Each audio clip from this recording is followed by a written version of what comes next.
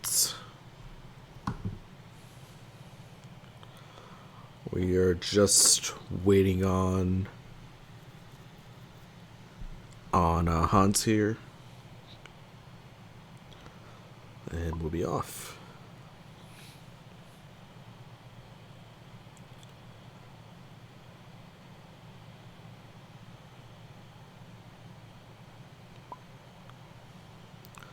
All right, Hans is in the room.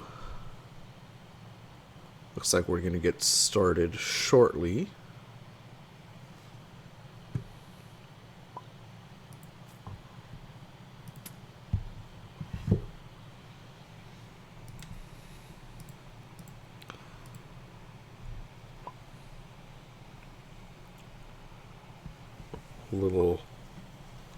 Little Friday night exceed.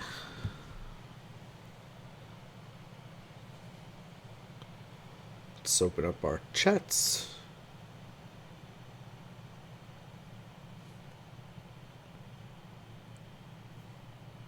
Looks like it's looking good. Am I dropping any frames? I am not. So the characters that are left for both players. Chykka has... Who does he have? He has Chun, Bison, Mole Treasure, and Kokonoi Lychee for his roster. Hans has Jans6ever, Polar, Shovel Shield, and Hazma Platinum.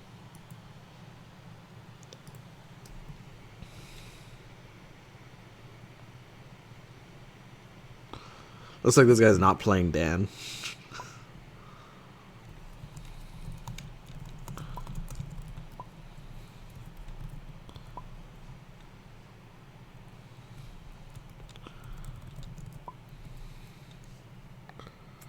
Yes, it is Exceed Ice Pop. What's up? What else would it be? Little Friday night Exceed. No better way to kick off the weekend. We have a banger match too between Jans6ever, the loudest newish player out there, against longtime veteran and very, very strong player Chykka. Let's get to Gray. Looks like zones are set. We're about to get going. I did see Chykka practice Hazama versus Treasure yesterday. So I'm thinking that Chykka's going to bring out the Treasure here. Just not sure when. But I did see him practice that very specific matchup last night. Chykka looks like he's already ready with his pick. Of course, this is going to be the final week of A Man for All Seasons. So whoever's team just has the most number of points, i.e. the most number of wins by the end of this week, wins the tournament and wins $20. So there is actually a prize pool for this tournament, despite the potential for collusion, etc. We do have a prize pool for this one. Hans has 901 ping. That can't be good. But right now it is actually going to be, I believe that the speed daters have 17 points out of a possible 24. The Wardens are in second with 14 points out of a possible 18. So they actually have not played any of their matches this round so far. So they're actually they were probably one of the favorites coming into the tournament. But 14 out of 18 is a very, very good win rate. Only need to win 3 out of the next 6 to tie the speed daters. I believe the speed daters have D versus Polterghost, left.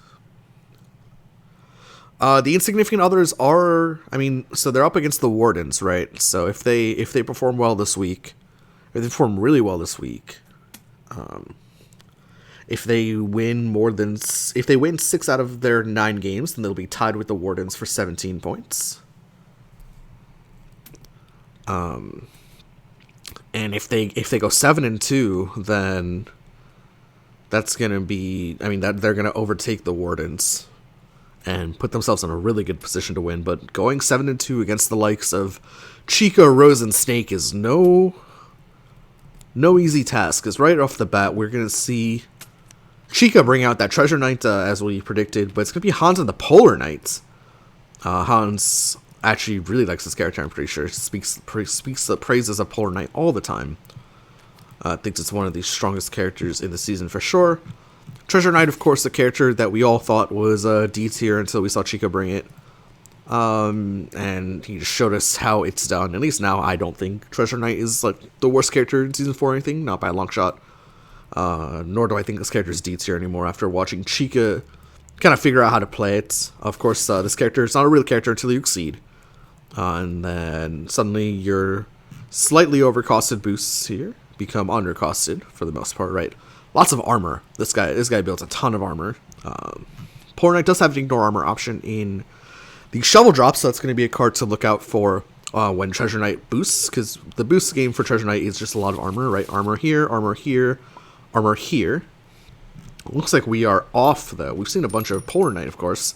Polar Knight places ice spikes on the board. Looks like Chykka's when the coin toss will be going first. So Polar Knight places ice spikes on the board and can remove them as hit effects for +2 power. And on backside, they become +3 power.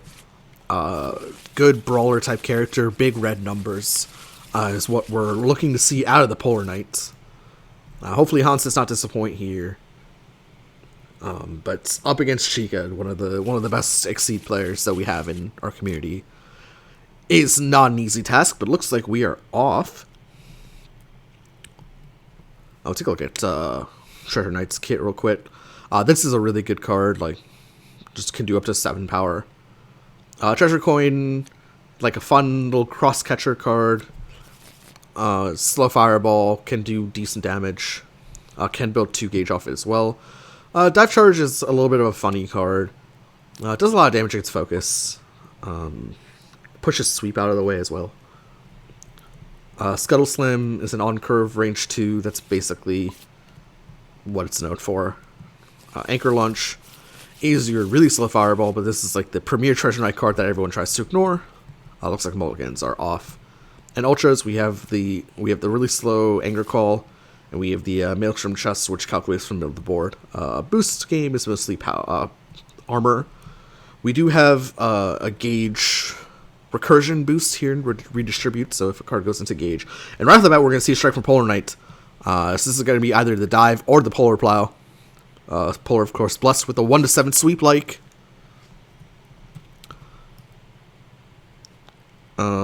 Is there a chance that is one of the two? Probably not. Could also be the shovel drop, of course. But no, it is going to be the dive, and Chykka responds with that Aquamine as we predicted for the as we hinted at being one of the very good combat cards for Treasure Knights. So right off the bat, the dive will deal 5, the Aquamine will hit back for 7, and we are tracking the wrong characters here. We'll be tracking Polar, and we should be tracking Treasure. So explosive start here. Of course, Polar gets to place an Ice Spike with his after ability on the UA. So places it in an unoccupied space within the attack's range. Dive, of course, has a range of 1. Polar can't place it on top of Treasure, so we'll place it behind it. We're going to see the Fierce in play for Chykka, +2 power. I mean, not unexpected. Hans will just prep. Hans, of course, a newer player, but he's the breed of player that's very slow. Very, very slow player. Not slow, passive, I guess is the better term. Likes to sit and prepare a lot. Believes in the power of defensive Exceed over offensive Exceed. Anyways, back to Chykka here. Chykka is on short side of boards, so those slows can get crossed out of like a focus or a sweep. But with +2 power on the board, surely there's a plan here for Chykka. Just allowed to strike with this if he wants.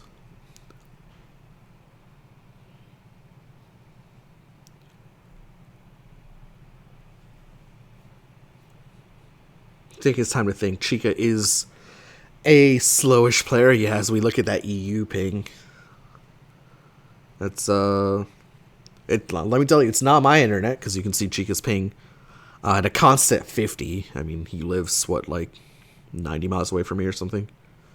Actually, less. Almost assuredly less, but yeah, that EU ping definitely not a fun time. Luckily, it's exceeded, not anything else, so should be okay.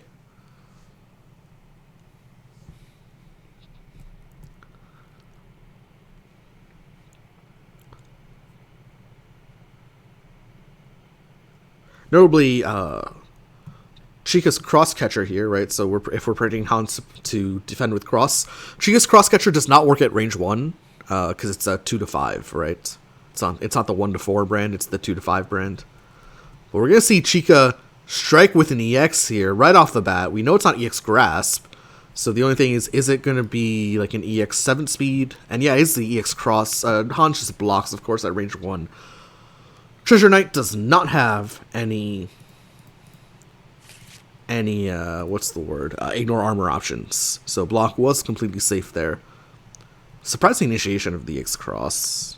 Not so surprising, but I wouldn't have expected like a fierce to be coupled with the EX cross offensively, I guess, that early on. But maybe. I mean, obviously, he was trying to catch a cross as well from Hans, which was. I mean, slows look really good there with the +2 power, but Chykka was on short side of board, so Cross would have escaped that. Hans looks like he's spending 1 force in the form of Shovel Charge and the Gauge, interestingly enough, to take no damage. So Polar Knight's one of those characters that does really like exceeding a whole bunch. Those ultras are also very good, right? Snow Slash is a super block on steroids. Icicle Drop is Icicle Drop. We're going to see Polar look like he's going to initiate at range 3. Range 3, the special options here are Shovel Slam, which is a speed 4, can do up to 7 power, although not from this position. I mean, can be the Polar Plow in theory. Can be that card, but this card is just bad assault. Could also just be Spike or Shovel Drop. I'm actually kind of thinking it's... I don't know why, I just feel like it's the Spike. Chykka also thinks it's a Spike. Goes for the dive. But no, just the assault from Hans there. That's going to be 4 power, gain advantage.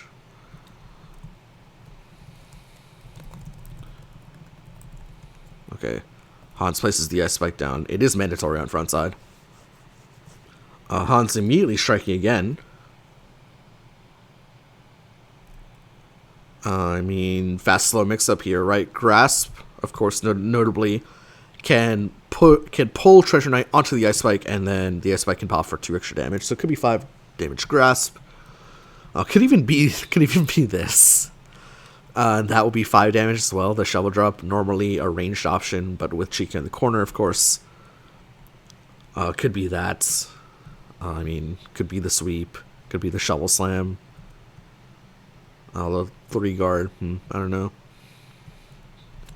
Chykka's going for the Wild Swing. Wild Swing is the Maelstrom chest.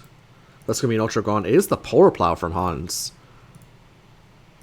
The Scuttle Slam will advance Chykka onto the Ice Spike. So that's going to be 3 power coming into Hans, and then of course the Polar Plow will hit back for 5 and 7 if Hans chooses to pop the Ice Spike, which of course he will. Chykka, I mean, at the very least, Chykka does get out of the corner, but does take a bunch of damage to do so. That's a pretty big life swing there, 7 for 3. Chykka does build his 3rd gauge, so he can become an actual character. Hans deciding where to put his Ice Spike. Of course, it can be placed anywhere from range 1 to 7, so it can be placed anywhere but underneath Treasure Knight himself, and of course the corner. But that was a big boy strike there from Hans for sure. Just going for the simple assault into sweep plan. And of course Hans closes 3 off the Polar Plow as well. Moving to range 1. Chykka down to only 14 life. Of course Chykka, it's Treasure Knight. Treasure Knight has a bunch of armor. Both players low on cards, so I'm just going to expect prepare, yeah.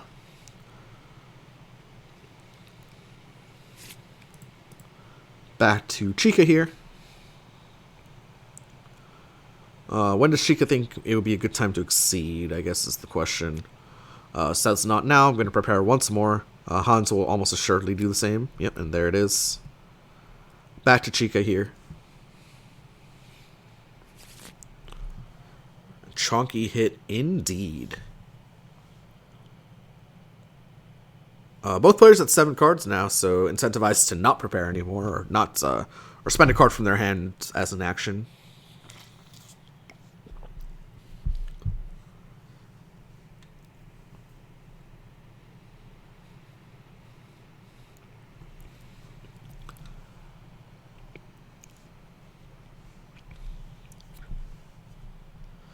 Reminder: Treasure's Night is not exceeded yet, so can't play those armor boosts without paying. And in fact, we're actually just going to see Chykka just hardcast it before exceeding. It's going to be the salvage operation coming out here. +1 power, +1 armor.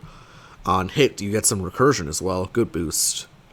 Slightly overcosted at 1, probably, but definitely undercosted at 0. It's kind of the name of the game of Treasure Knight's boosts, which is why you want to see him exceed early, but not meant to be here. Chykka spends the assault for the salvage operation. Gets a little bit of power, a little bit of armor, but gets that recursion as well on hits. Back to Hans here. Hans has a full hand. I mean, both players have multiple readings on the table as well.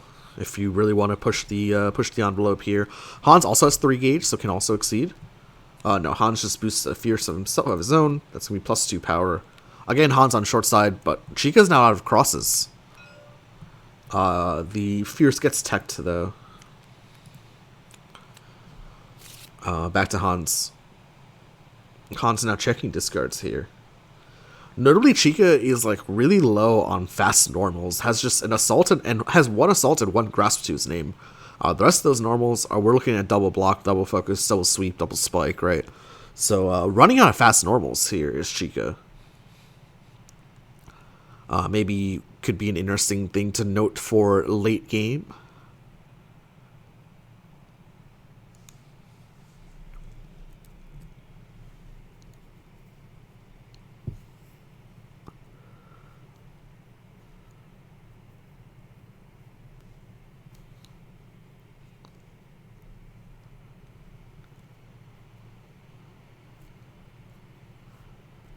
So we are back to Hans. Hans, of course, has that 7-card hand. So it's not super... I mean, so if he exceeds, he would have to drop a card, which I don't think is a big concern, but, I mean, maybe it is for Hans, I don't know. Hans also has a massive ping right now. I don't know what's going on here. Why his internet's acting up? Like I said, it's not on my end. Although we did drop a couple frames. But... nope. We're gonna see the parry come out here from Hans. Parries the focus. And then throws the parry across the room. That's gonna be a reading gone. For Chykka. Of course, Chykka can get it back with the salvage operation, should he choose to strike.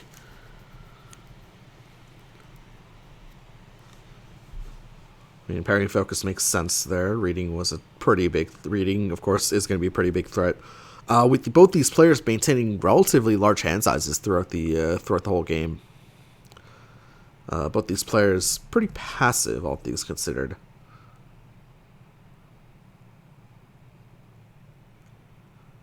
Oh man, Hans's internet's really acting up. I hope it's not too bad for him, but that internet is really acting up for him. It is, what, almost 1 a.m. for him in the EU.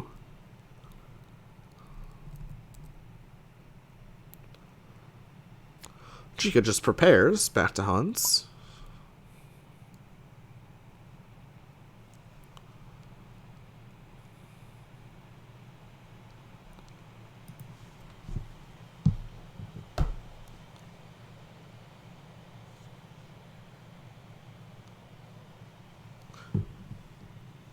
Hans checking that discard again. Hans does have 2 readings of his own, and one's going to come out right now. the question is, what were you reading? Spike, I'm assuming. Unfortunately, I feel like if Chykka had Spike in hand, he would have boosted it over prepping that turn, I think. As we see a hand of block, sweep, treasure coin, dive charge, anchor launch, scuttle slam, and the angler call. So basically block, sweep, one copy of every special outside of the treasure coin. And of course the angler call. Spike was red, so in theory this could be anything. Could be dangerous to respond with a sweep if maybe. Could it be dangerous to respond with a sweep?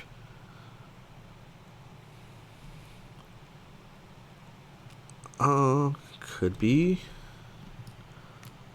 Nope, it's just sweep for sweep. 6 for 6, 6 for 7, excuse me. Both players will rip a card from each other's hands. Notably, Hans will rip a card first, and then Chykka will rip a card from Hans' hand, and then of course return a card to his hand from the discard. There's not a whole lot of options in the discard here, as Chykka rips the cross, and Hans gets rid of the scuttle slam. That second copy of redistributes. Hans, of course, places the ice spike. Can place it either. Can actually only place it there. Funnily enough. And looks like Chykka retrieves the focus, so a little bit of reading recursion happening there. Chykka only has 9 HP to his name, though. So far, this has been a really just explosive match. That one combat in particular, right, was pretty brutal. So we'll see the second copy of Treasure Coin boosted as well for Chykka. Chykka is looking not to exceed this game, clearly. But also, notably, saving his gauge. So maybe saving gauge for ultras. I mean, Angler calls decent ultra. Maelstrom Chest is a good ultra. Chykka spends the known block, but does have note focus in hand.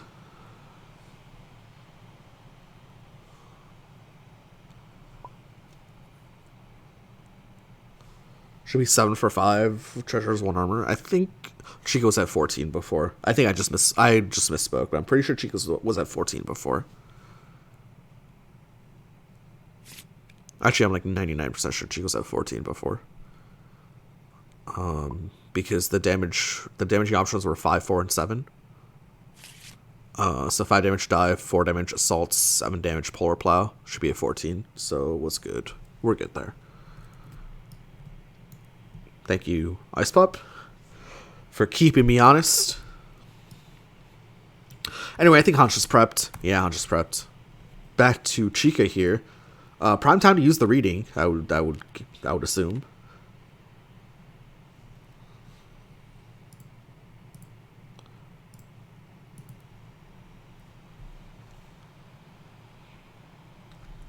Other options.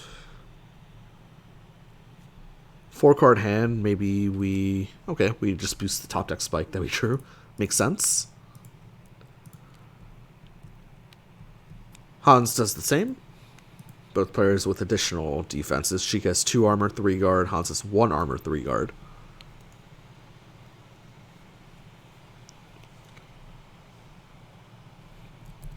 Back to Chykka here.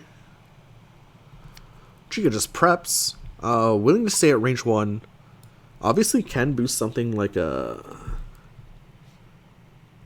like an anchor launch? Does cost a force though. To move away if he wants.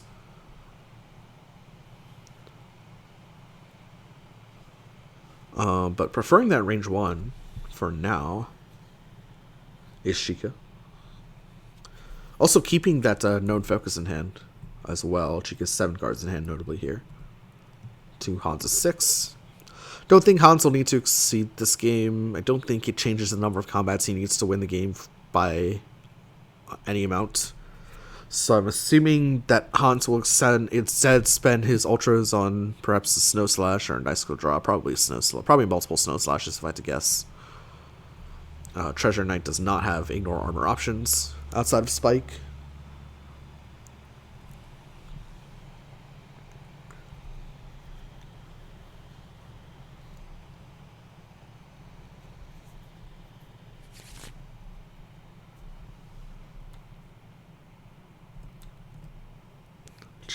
Hans shuffles the hand, looking like he's gonna strike. Vigorously clicking that mouse button. Look at that. Look at that movement. What is the... We gotta go next level soon and figure out people's tells from how they interact with their mouses. Looks like Hans gingerly sets down a strike. Hans basically has one of everything left, so this could literally be anything. Fun option here would be something like a Shovel Slam. Right, so removing Ice Spike from here, putting Treasure Knight into the corner, and then dealing 7 damage. And then putting Ice Spike underneath Treasure Knight as well. So that's kind of an option that I'm looking out for. And going to be a little bit concerned here from Chykka, because this now has 7 total defenses. With the additional guard, Chykka also out of crosses as well. So that is a really spooky option, actually. That is an extremely spooky option with Chykka out of crosses. How do you deal with that if you're Chykka? I mean, no Ultras deal with that, right? Anchor Launch doesn't deal with that. Aquamine doesn't deal with that. Dive Charge doesn't deal with that on defense, unless, of course, it's the EX Dive Charge.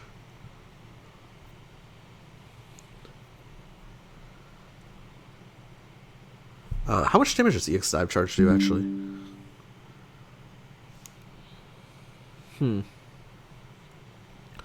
Let's see, 4, 5, 6, 7. So even EX Dive Charge doesn't pop the defenses of that. This is a really spooky strike here that Polar Knight set up with the defend. I mean, at the very least, Chykka's going to be able to trade, right? With a slow, like a focus or a sweep. Or maybe even Aquamine or something. Chykka just plays the focus from hand. It is actually the Snow Slash. So this is the super block here. The focus will go first. Has 5 total power. Of course, that's going to be negated with 1 copy of a Shovel Drop. So it's going to be no damage dealt to Hans.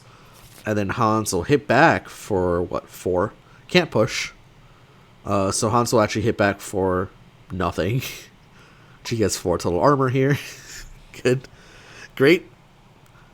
0 for 0 there on that. Chykka, of course, gets to draw a card on an after and then retrieve a card on a hit.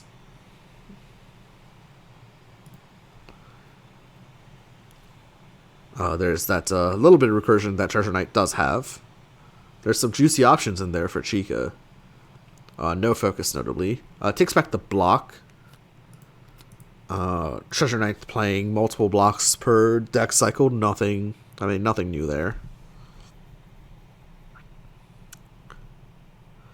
Hans does spend 2 gauge and a Snow Slash, though. It is back to Chykka, though.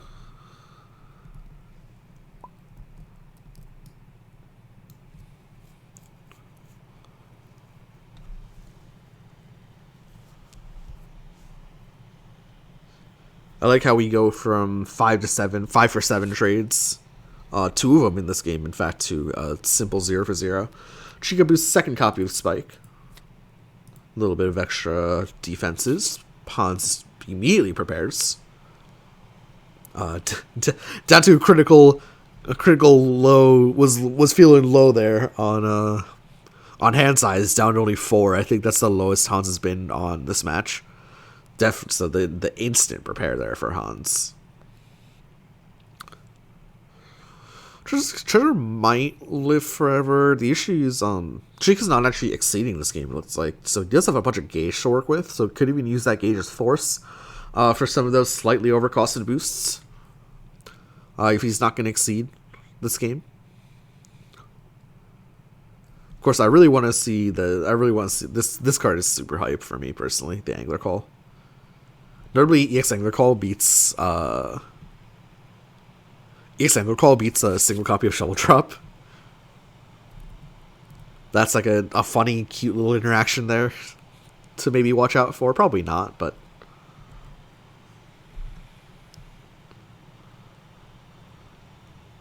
Also, I will be real. I definitely have not. I definitely mixed up a couple of the Polar Night specials. Hopefully, it doesn't matter too much for the purposes of tracking cards, but I've definitely messed a couple of them up. I'll be 100% honest. As it is of course Chykka's turn. Chykka doesn't get a whole lot of benefit out of this defense outside of a card like Assault, I guess. I mean, the dive charge is now 5 power, which is okay. As Chykka boosts Assault, gets out of there, moves back to range 5, says, Polar, you come here.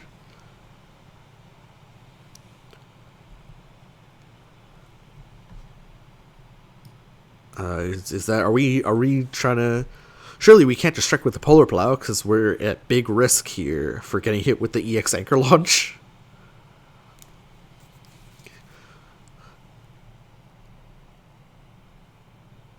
For Hans here, so, And Chykka has a lot of space behind him as well. Still has 2 spaces behind him. But Treasure was perfectly happy staying in melee range up until now. Maybe this is just a bait to chase, and yeah, Hans will chase with the run boost here. Moves to range 2, where both players are now out of cross.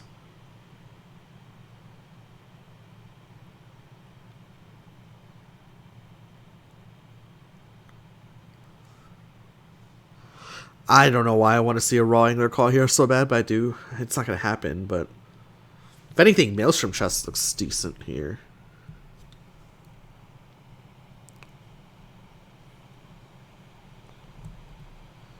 With both players out of cross, because an option like Stomp, right, is a push and not a move. Does Maelstrom Chest just kind of beat everything here? It doesn't beat the Snow Slash.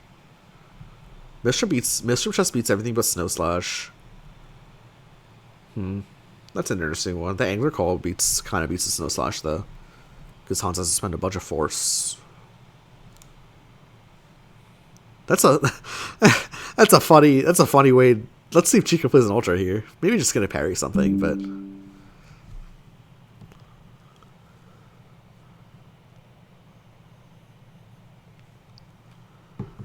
yeah, and out comes the parry. Let's see what the parry target is, though. The parry target is that second copy of Snow Slash.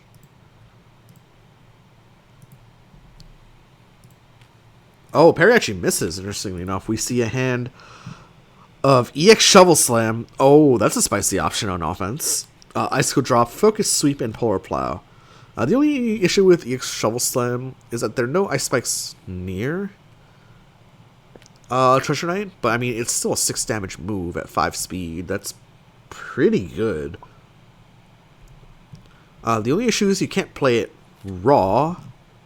Like, you can't play the EX raw because you're just gonna eat an Angler Call, which is known in hand. Right, because there's no push or pull happening here off the EX Shovel Slam. So you can't just play EX Shovel Slam. This hand is actually a lot of slows. Actually, exclusively slows outside of the Shovel Slam.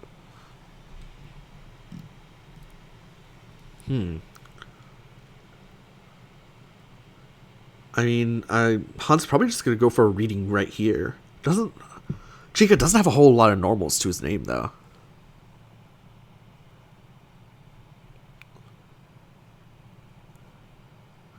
And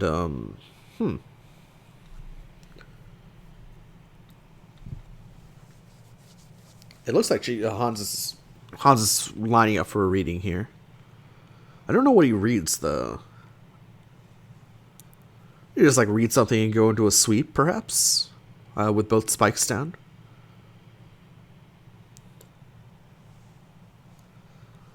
The only thing is, if that reading fails, we're gonna see a Maelstrom Chest come out.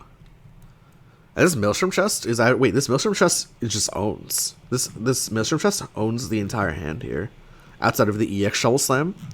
But the problem with the EX Shovel Slam is that it's the most telegraphed thing in the entire world. Chykka just responds with an Angler Call. That's a funny situation where both of Treasure Knight's Ultras just perform outrageously well here.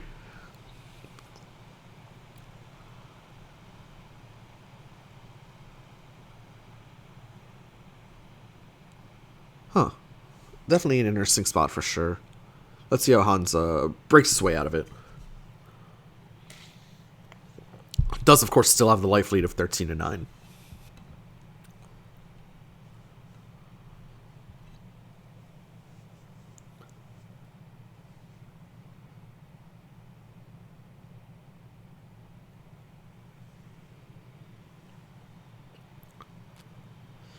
Okay, Hans looking to strike here, looks like.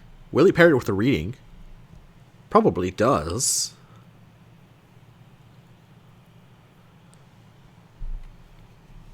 And there it is.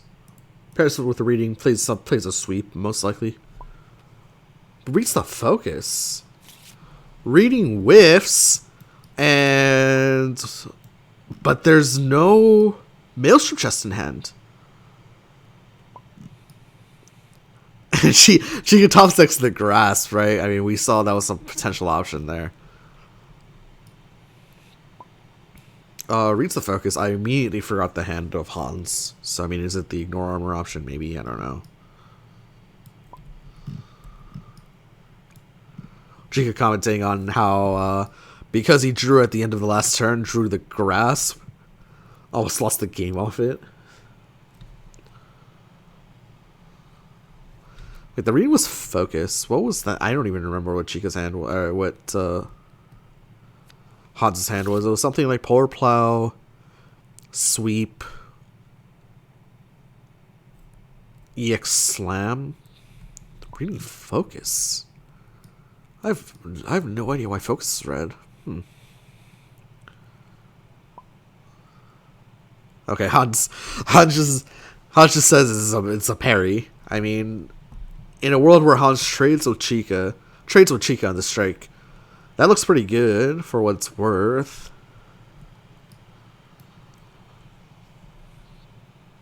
But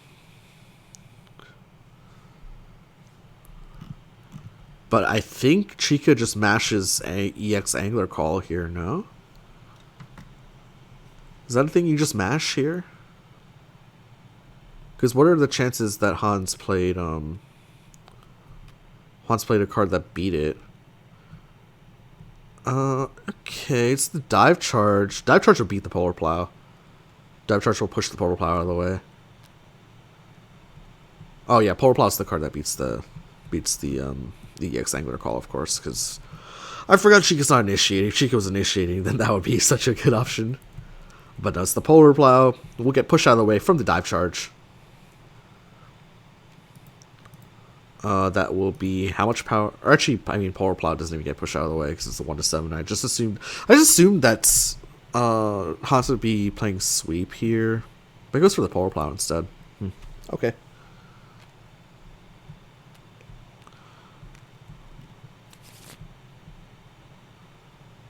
That Polar Plow does a paltry, 2 damage? Yeah, 2 damage. Not that Dive Charge performed that much better. Dive Charge only does 3 damage, but pushes that Polar Plow back, but doesn't even matter because the Polar Plow closes 3 afterward. Yeah, I just really was under the assumption that Hans was playing Sweep there. But I guess if you're reading focus, you don't need to get rid of your other normal, so good on Hans for playing the Polar Plow instead, which, I mean, hits, whereas the Sweep wouldn't have in that situation. And now we're going to see Chykka go for the Exceed, I think. Just for that pull value. Polar Knight to the corner.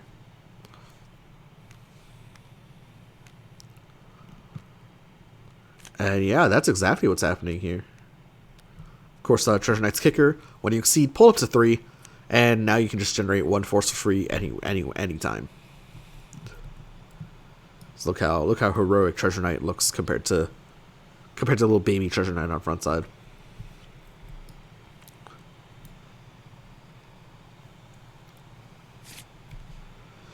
Notably, Hans is at risk for getting red. Okay, yeah, and ditches the sweep immediately, right on cue. Spends 1 force to move to range 2. I believe the hand has, what, EX, Shovel Slam, this card, and the drop as well. Where's the drop? The drop as well. And 1 unknown card.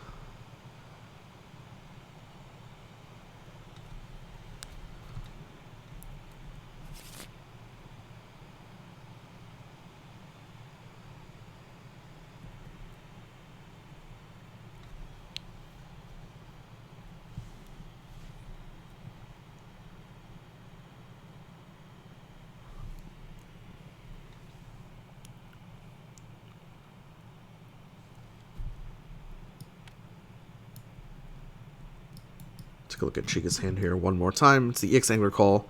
The EX Anchor launch, a block and a grasp.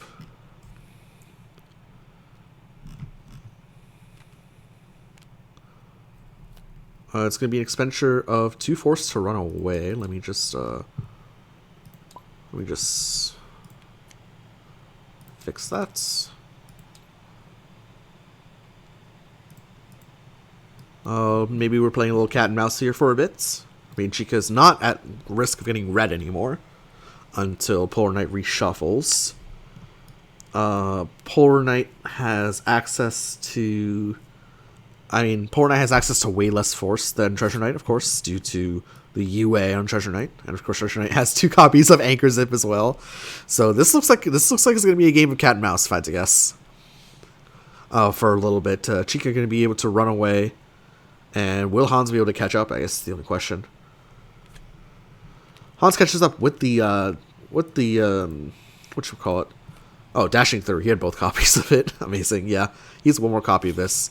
This is, I mean, unfortunately for Hans, this means that Ice Spikes are going to be taken off the board. But now I'm assuming that we're going to be boosting something like an Anchor Zip here. Okay, Hans redoes his positioning after looking at his card. I mean, I guess Chykka allowed it, so whatever.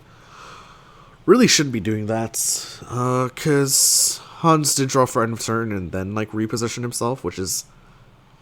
I mean, you really shouldn't be doing that, but I'm assuming Chykka said, okay, go ahead.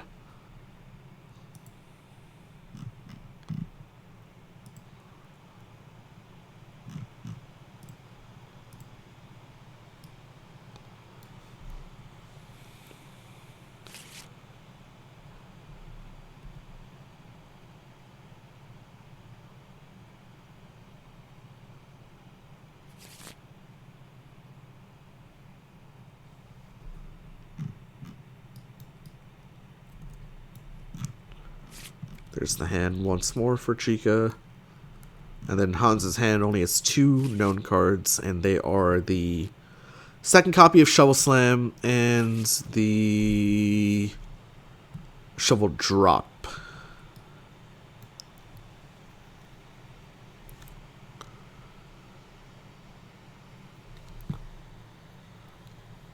Notably, Hans has 1 copy of Dive left, so Chykka can't just move to range 4, and then... because the EX Anchor launch is not the dominant speed option there. Also can't move to range 4 because there's an Ice Spike there.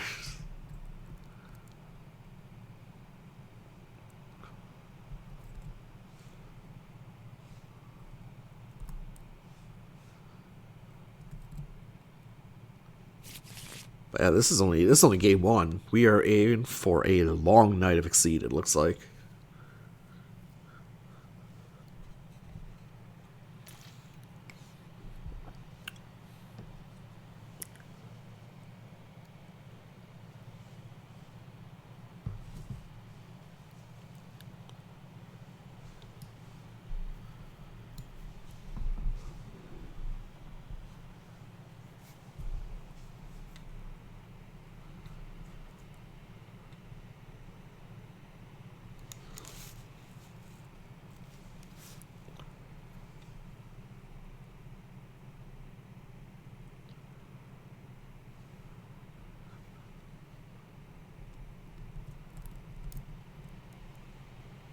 Han's now checking his own discard. Treasure Knight has 7 in hand, 3 in deck. Polar has 4 in hand, 8 in deck.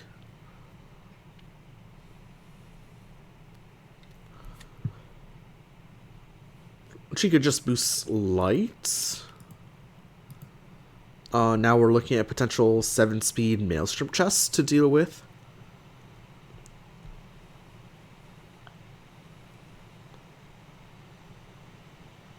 Hans cannot deal with that with Stomp. Or can deal with it with Stomp, excuse me, because there's an Ice Spike here. So Ice Spike will start out the Maelstrom chest, funnily enough. Or we'll start the Stomp, excuse me. Does this light make Angler Call more free, perhaps? At 3 speed? Does that change anything?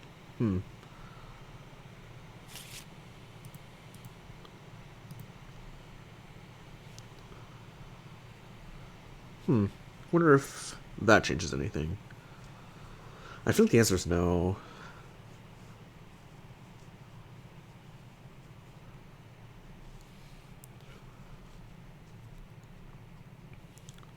But those ultras are looming over Polar Knight's head right now. If actually no, even if Hans preps, there's still the threat of the EX Stomp to beat the 7-speed Maelstrom chest.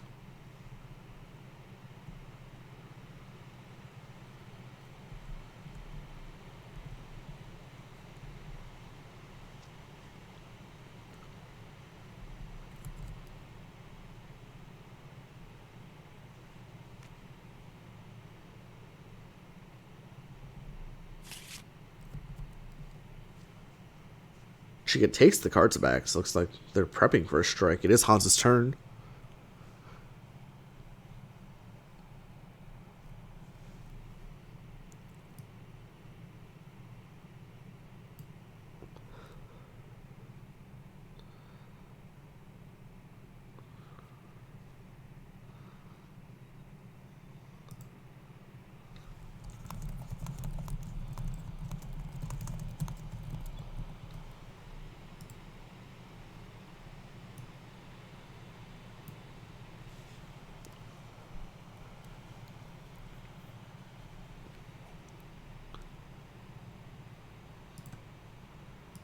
So we cross the 48-minute mark in the game.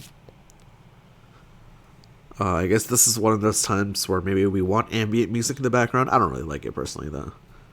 Like, I don't like it when the stream does that. Put on your own music if you want to listen to something. I don't know what to tell you.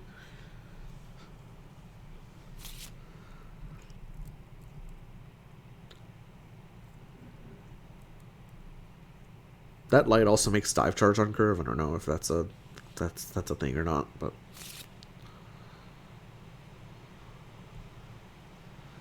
yeah, I feel like it's probably not a thing. Hans strikes, and is the 3-speed Angler Call in response. It's a spike, so the spike will deal 5 damage, and the Angler Call will hit back for 8. Funnily enough, the expenditure of the Angler Call there from Chykka earlier meant that Chykka could not EX the Angler Call, which would outright beat the spike. But an 8 for 5 trade there. Some big boy trades coming out here in the end game. Both players had only 2 HP. Hans has 1 unknown card in hand. Chykka has 2, I believe. That is, of course, all the gauge for Chykka. So Chykka can no longer win the game off something like a Maelstrom chest. Has to worry about a Stomp, right? Because this Ice Spike here in the corner. So I wonder if we see something like an Anchor Zip to move to here. That might be in the cards for Chykka. Although it has no range 3 options, so I don't even know. I don't even know what maybe a massive CC for Chykka at this juncture here. Just get back all of those options. Including options to deal with a Stomp.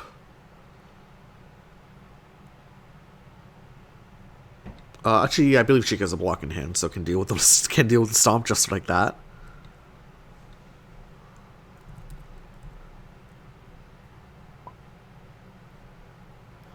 Han's asking whether he can refer to his deck. Chykka says yes. I mean, you should definitely ask your opponent before doing so.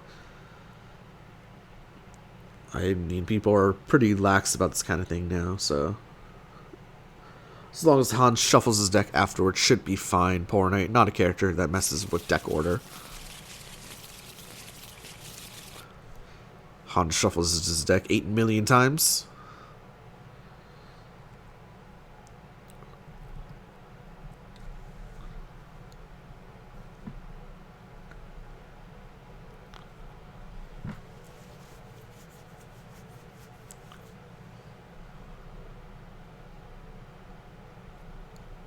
Notably, Hans has one ignore armor option left. It is the shovel drop. We're going to see Treasure Knight Ryu action to range 1. Has the grasp that we know in hand. Has a block that we know in hand. Ryu action is not really something I expected, I'll be real. Be honest.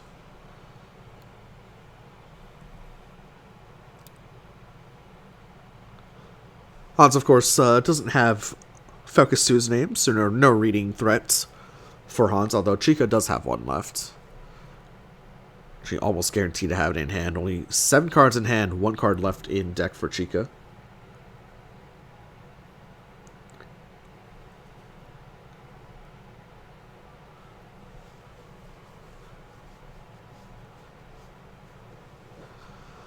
Ryu step to 1. I don't think Hans is going to strike here. Maybe he does strike here, try to bait out the block, but then Chykka's just going to big CC next turn and then draw another one. So this game is gonna last at least 2 or 3 strikes, if I had to guess.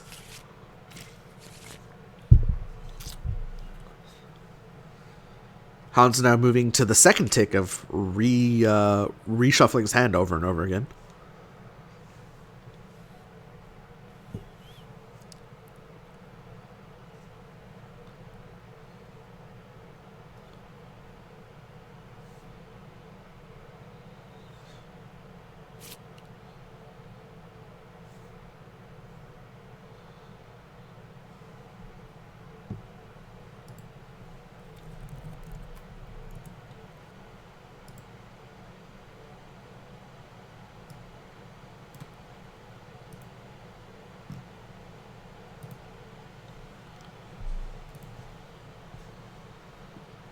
Oh, and it's still Hans' turn. Hans striking here has a shovel slam, has a shovel drop, and has 1 unknown card. I mean, Chykka has guaranteed block on deck here. Should he choose to play it, of course, this could be like an advantage bait, right? What if Hans is crazy enough to go for the range 1 assault here to try to bait out the block, get advantage, and then go for a stomp afterward?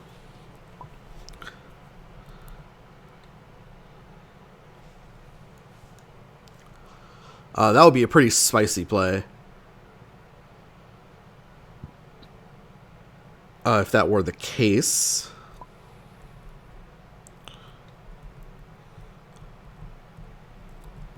Hans says, yeah, as if he's got this on deck.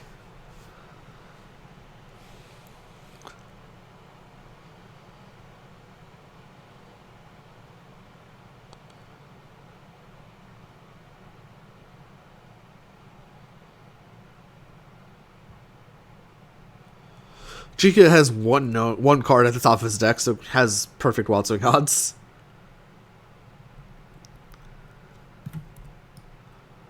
Maybe the only question Chykka's asking is whether he plays block or focus. Or EX Anchor Launch even. Gets him a bunch of armor. EX Anchor Launch gets him 3 armor.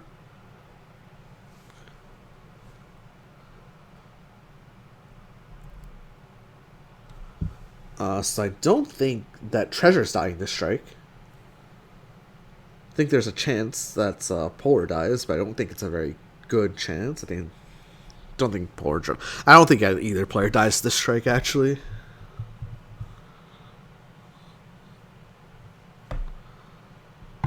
Focus on anchor launch, perform badly. Oh yeah, I forgot Chykka moved on to the ice spike. Sorry, it happened like half an hour ago, where Chykka moved on to the ice spike. So yeah, I guess since Hans playing Assault would be the fun one, just to get advantage. Could also be the second copy of the Snow Slash, just as an extra I won't die measure. Well, I'm not really sure what that gets him here. Yeah, the EX Anchor Launch does not perform well at 2 HP. So yeah, I mean, it's the block. It's the known Shovel Slam.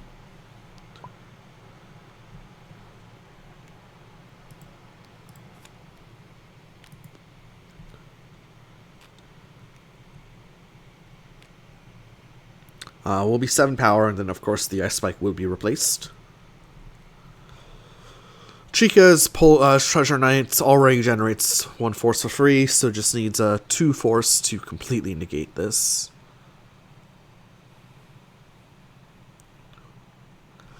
Notably, now Hans needs the second card to be Snow Slash, otherwise he just loses to Grasp. So I'm assuming that's why this Shovel Slam was played. Right, because Hans has a known Shovel Drop in hand and has 1 unknown card. Chykka drops EX Anchor Launch to take no damage.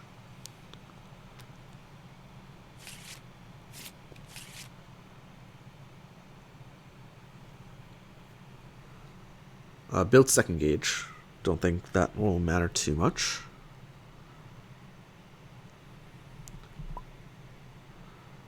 Hans gesturing to Chykka as his turn, and the first time he's done that in an hour.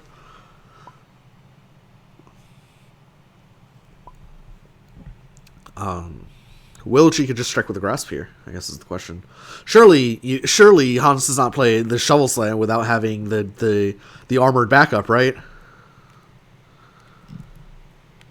Oh!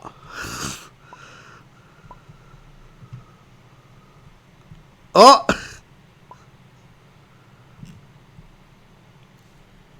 I guess I forgot what card was in the hands. My bad. The EX Icicle Drop. Okay. That's funny. Wins games. Chykka got a little bit impatient there. Played the Grasp. Was Icicle Drop really in the hands? Why do I not remember that? Whatever. The EX Icicle Drop. Fun little card. I mean, what could Chykka have done with that? Probably not drop both these Anchor Zips and just Anchor Zip away. I assumed that Chykka wanted to move to 1 so he could Anchor Zip to here. And just, like, get out.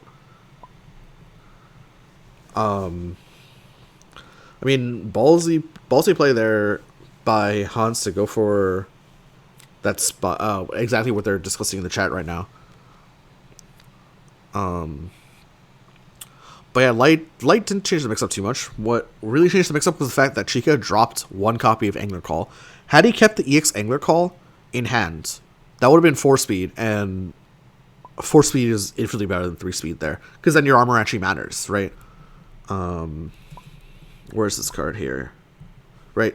Then your armor actually matters. You get 4 extra armor to play with. You get 4 extra life to play with. That was actually a big deal. Chykka dropping that Angler Call to spend force to move back. Because he had a bunch of cards in hand that he didn't end up using. But that EX actually did matter for that one particular reason. Especially when the light was boosted afterward. Although I think... Although the light, I think Chykka ended up drawing afterward and just kind of had to like change his plan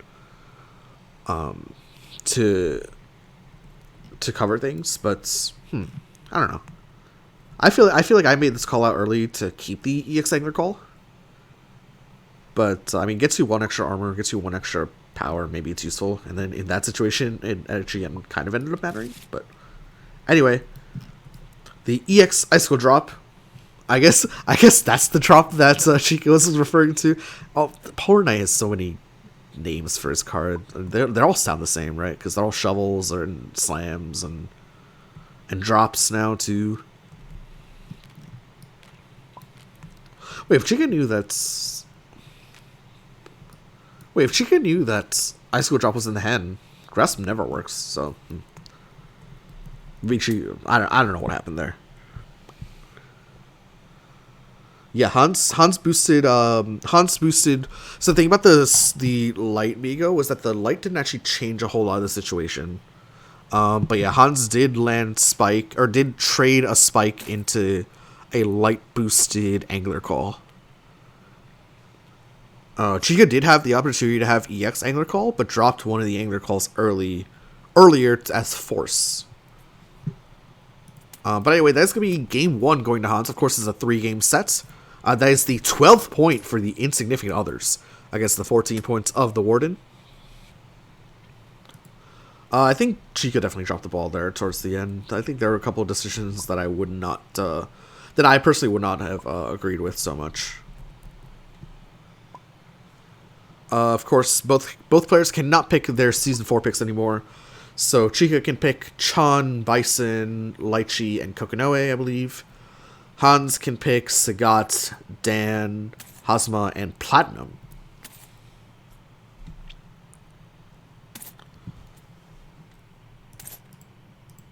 Like I said, every point matters for both of these teams. This is the first of 3 games between both the teams. So unlike the leader of the pack, the Speed Daters, who have 17 points, but they have 17 points out of a possible 24. Whereas the Wardens and the Insignificant Others have 14 and 12, respectively, out of a possible 18. So I think Rose and whoever Rose's opponent is are playing tomorrow. I know I can't catch that personally. Will not be free at all tomorrow. And I don't know when Snake and Snake's opponent are playing. I don't even know who else is on Hans' team. I think it's Feathers and I can't remember who the third person is on that team.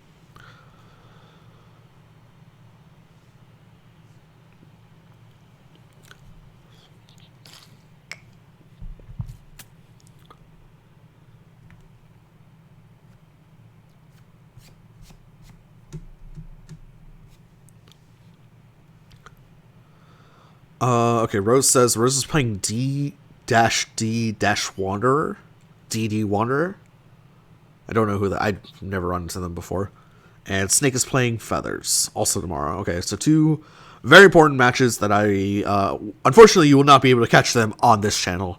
Maybe you can find them somewhere else. But yeah, those 2 matches alongside this one will have absolutely massive roles in who ends up winning the tournament, of course. Chykka has already picked his character. Hans is waiting. I know Hans is going to pick Sagat over Dan. Like, that much is guaranteed. I just don't know if it's going to be the Hazma or the Platinum. I mean, Hans loves Platinum. This looks like a Season 3 bag, though. It's a Sagat. Chykka says, Lychee's too good of a character for me. Let me slow things down with the Kokonoe. Sagat Kokonoe sounds like a time. Don't think it sounds like a good time for Kokonoe, but maybe I'm mistaken. What tricks does Kokonoe have up her sleeve? Basically, is the question. For game 2 here. Of course, this means game 3 is basically guaranteed to be what? Hans will be playing. I think Hans will probably play the Platinum just because he really likes that character quite a bit. Rates that character super highly as well.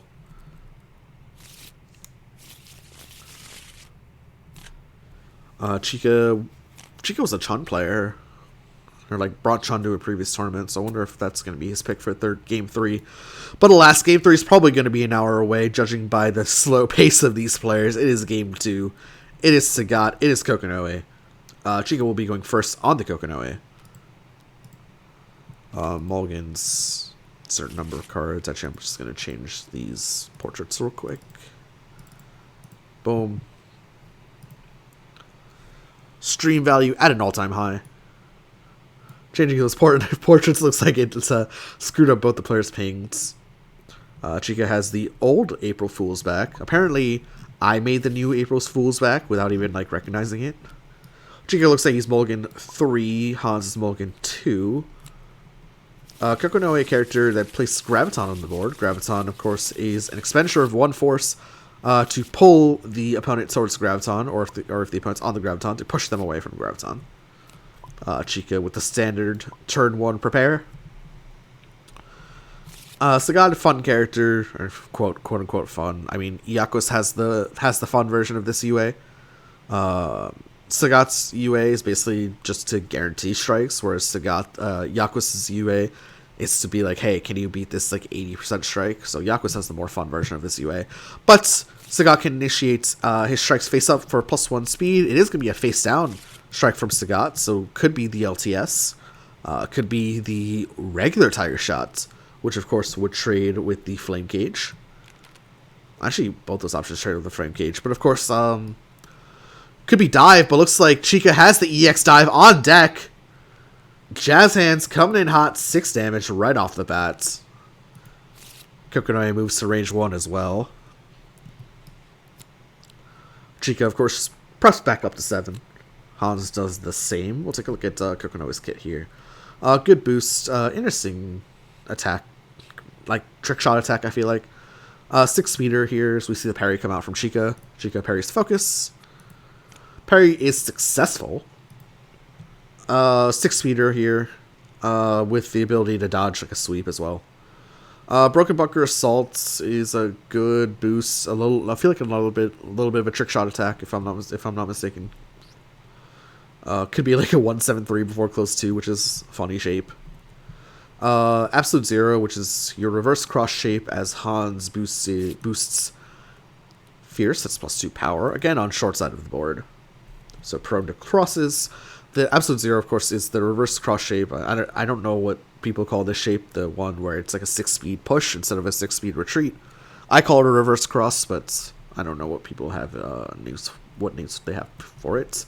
Flame Cage is like a slowish fireball, a little bit of guard. Does decent damage from far away. Chykka initiates strike at range 1. Are we going cross here? We are going cross. Hans reveals the second copy of Grasp, so that's going to be 3 damage, and putting Kokonoe into the corner. Or excuse me, 5 damage, because with the Fierce, of course. Good use of the EX Grasp there from Hans. It's a fun little trick. Billabog, trick shot, a little bit of a trick shot boost, although good Kokonoes know how to land this quite often. Usually involving the Graviton and range 3 for example. But good attack as well here, right? Focus like shape, 2 speed, but with that recursion, which can potentially make this card super powerful. Dreadnought Exterminator, a little bit tougher to land, with the range band of 4 to 8. But when it does, especially paired with the Kokonoe backside, as we see Swift Destruction boosted right off the bat. That is an early Swift Destruction. That is going to be +4 speed. Of course, Chykka spent both his dives on the EX dives, so no techs available. So, I mean, Swift Destruction is going to be pretty free now. That's one of the downsides of playing EX dive so early into a character with such a boost like Sagat, right?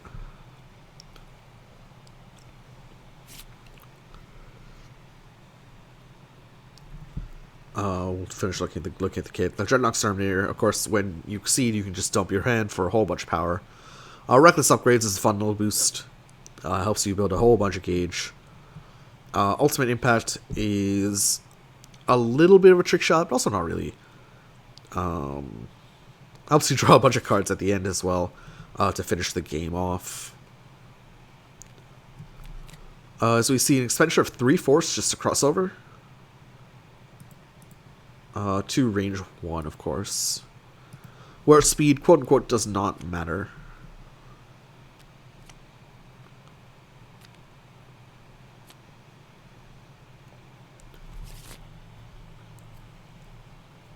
Of course, we'll take a look at Sagat's kit while we have a chance.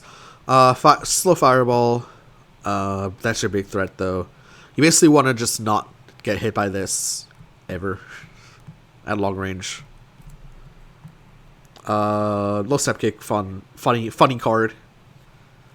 It's like guaranteed value a lot of times, but the value is so small it doesn't even matter in a lot of cases unless you EX it or like you play it face up on backside. Tiger Shot's gonna be a fireball that helps you build gauge, builds 2 gauge on that, right? As we see Chykka initiate a strike here. At range 1, Sagat has no ignore armor options here.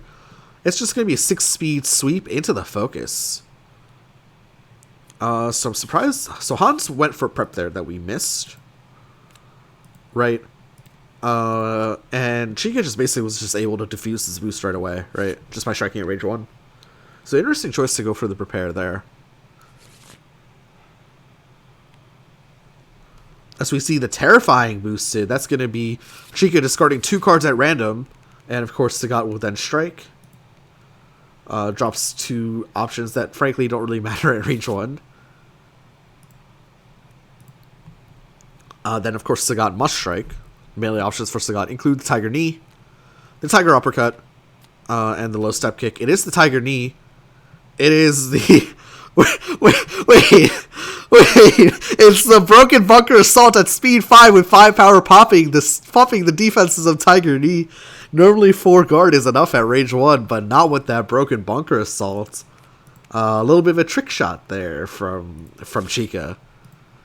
Tiger Knee normally a pretty safe range 1 option to just mash, but can't mash that, I guess, into Kokonoe. Is that Broken Bunker Assault will get you. Anyway, that's gonna be double prepare from Chykka, prep from Hans as well. Back to Hans.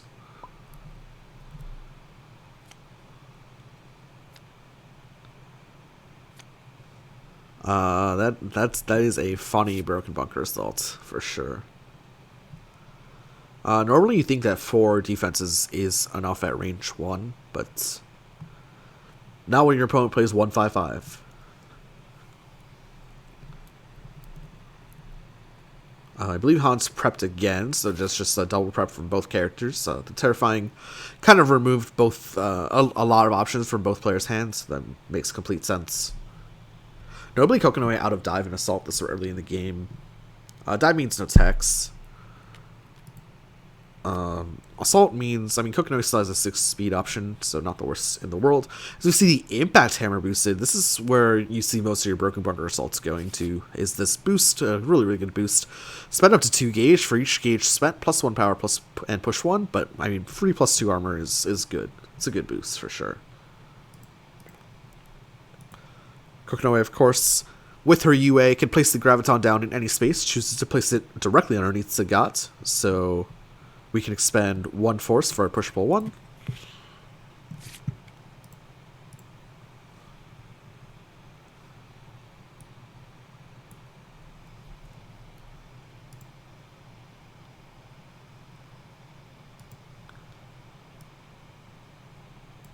Back to Sagat here, on short side of board, with the Graviton underneath him.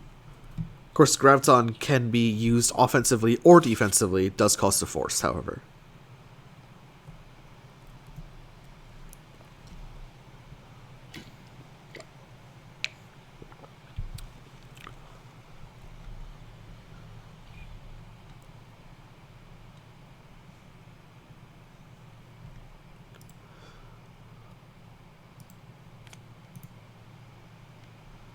That's going to be the quick backdash into a reading.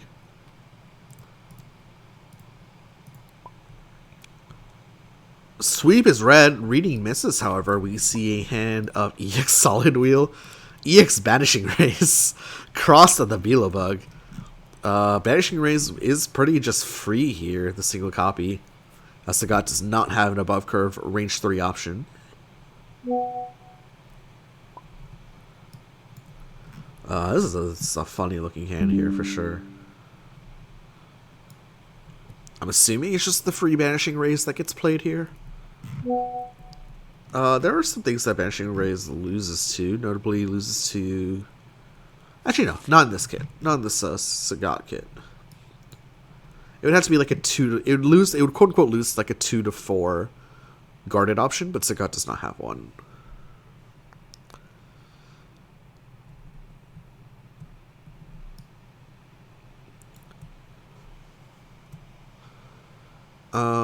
Is Chykka considering playing the EX Solid Wheel?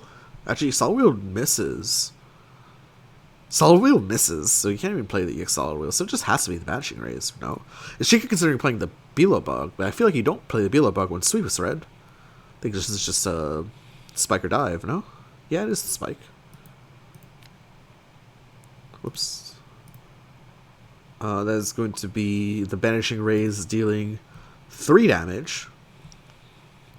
Of course, Chykka can spend for this hit effect if he wants.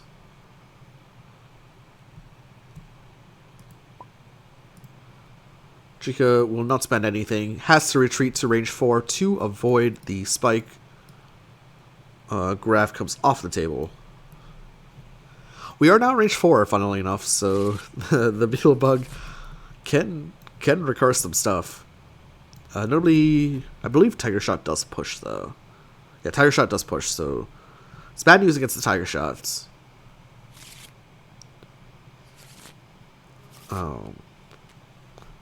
Instead, we're going to see the Jamming Dart come out. That is going to be... And after range 4, you may play a non-EX attack from your hand, paying all costs.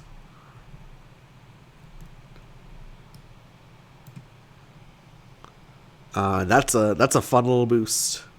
That's a fun little boost. Rose, of course, yeah, good call. The wheel can hit with Graviton shenanigans, but I don't know. I don't expect that to happen.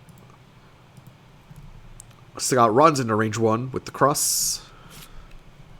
Yeah, so wheel has... so basically why wheel would miss in a lot of cases would be if the Graviton's on the board, Kokonoi must stop on the wheel, on the Graviton, excuse me, with the wheel.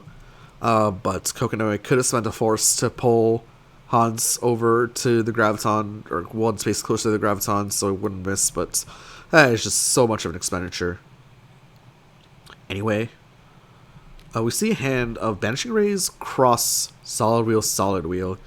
Notably, Sagat's out of Grasp. So Cross is pretty free here for Kokonoi. The Cross is super free here. Hold on, what does Hans do about Cross?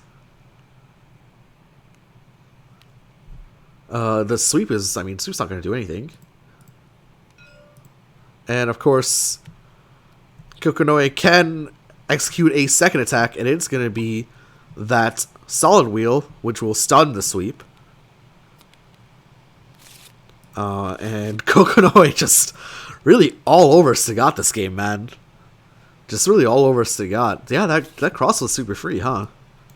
I guess Hans just kind of forgot about that when moving to range 1. Although, to be fair, with the Graviton... Oh, with the Graviton there... Is Graviton even on the board? I can't remember. Anyway, we're going to see a bunch of preps come out. That's 2 preps from Hans and 1 prep from Chykka. That's that Jamming Dart there. We're doing work with the early EX Grasp spend from Hans. I mean, there's upside and downside to early EXs, right? And one downside to early EXs, of course, is that you can't use that card until you reshuffle. You're not going to reshuffle for a while in a lot of cases. So early reshuffles, I think, are very rare from players. So that's one of the downsides to spending early EXs. I feel like it doesn't get talked about enough, as we see +2 power after add this to gauge boosted. Sagat immediately boosts Assault, gets out of there. Goes back to range 5. Sagat has 2 gauge to his name.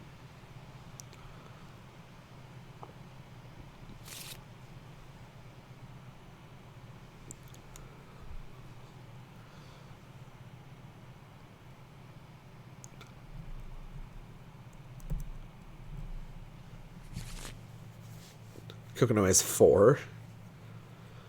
It's Kokonoe trying to land a Dreadnought Exterminator here to close the game. Surely not.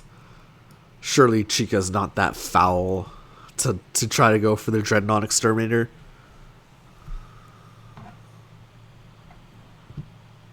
Does Sagat have anything to beat Flame Cage? Sagat can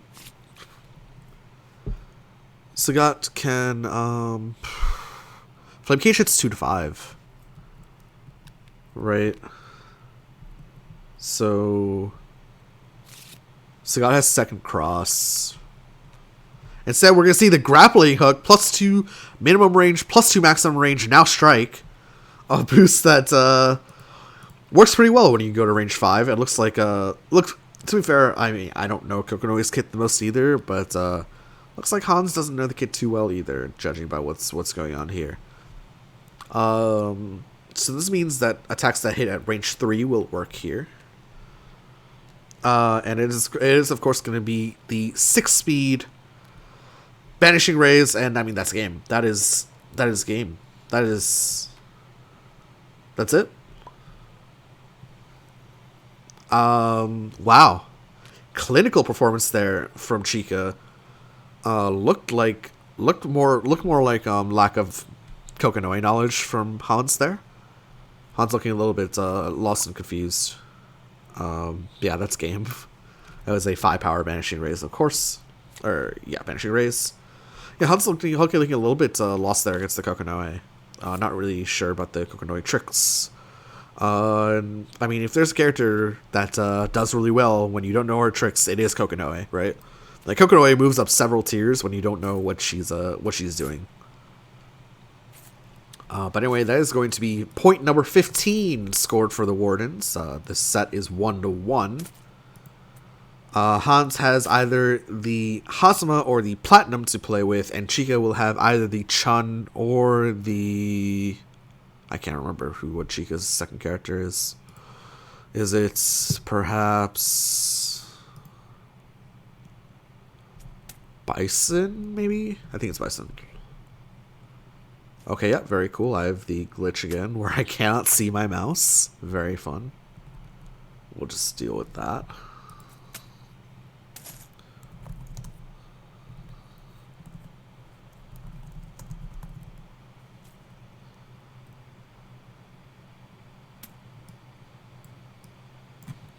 Go.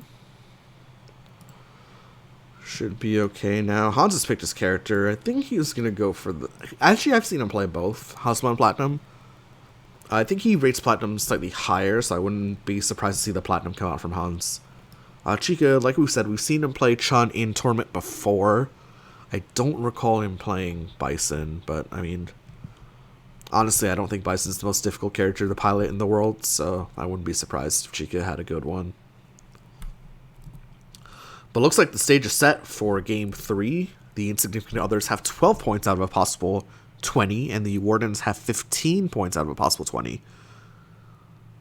The third game, massively important for... I mean, the Insignificant Others basically need to win this third game to stay alive in the tournament, I'd say. The Wardens would definitely like to win this game for sure.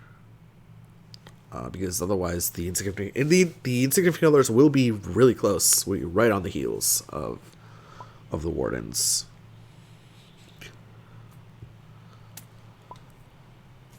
It's going to be the Hazama coming out here for...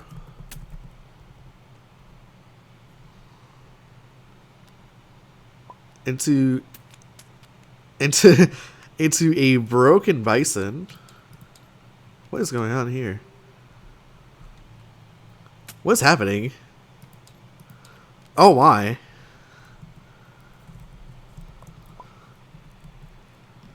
What do we have? We got malformed URLs and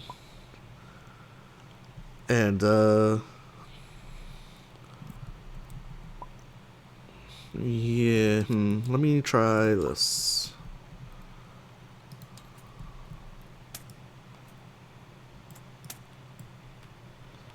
Oh, this Bison's bugged too. Oh, I picked the wrong Bison. Oh, somehow he got the right Bison. Okay, cool. Whatever. We got there.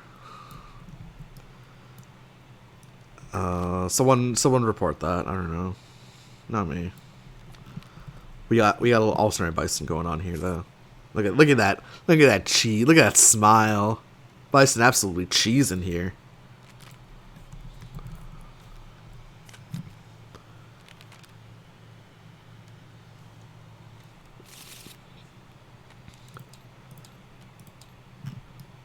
So actually, both these players pick characters that I did not expect in the picks. So I mean, so much for my knowledge as a caster. Unfortunately, Hazma. Gee, this should be an interesting matchup. Both these characters really like range 3, huh? We'll take a look at the kits in a bit. Just have to. What's going on here? Oh my! Oh, are all the is the whole thing bugged? Okay, we got promo Hazma here. I don't. We have like nebulous, weird entity here, blank entity. Whatever they. Looks like both players will be using the alternate versions, but we'll take a look at the kits here real quick. Hazma can spend 1 force on initiation to basically change his range right off the bat. So this is not a before effect. This is for you BattleCon players. This is a start effect. What is going on there? I think they're just spawning random. Okay, it looks like the proper things have spawned. That's not a trash bag there anymore. Oh, it is a trash bag. It's just a different color. Weird. April Fool's coming in. But anyway, we take a look at the Bison's kit here. Psycho Crusher, dive that hits at range 5. Cool. Sliding kick, range 3 option on curve. Can be big boy damage when EX'd 7 damage there on crit. Double reverse, mid speed like card that tends to dodge slows. Hans expecting the Chun and says Hazma's better into Chun, so that's why he went for the Hazma. I mean, that's his opinion. I'm not going to analyze that matchup right now. Head Stomp, of course, is the premier Bison special that we're looking at. Crit 2-3, 6/6. Not a battle key card there. Bison, another crit option here. 5 power. Hits, what, 1-3 or something. Ignore armor. And also sets you up for the range 3 afterward. Really good ultras here, especially when you crit them. So, I mean, they're expensive, right? But Bison, of course, can just generate gauge like no other. Second Punisher, Tattoo shape. Up to 9 power, though. Very good. Has some guard on it as well.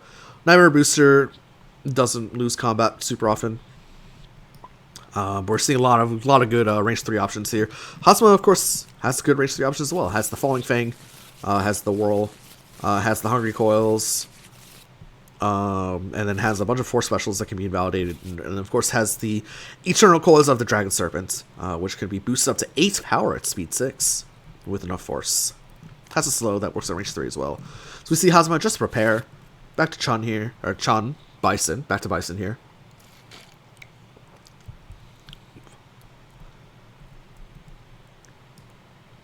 Bison at range 4, not the best range to be at. Not the best range for Hazma, though, either, right? Hazma just has the one range 4 option in the Venom Sword until he builds Gauge. And the Venom Sword is just on curve, whatever.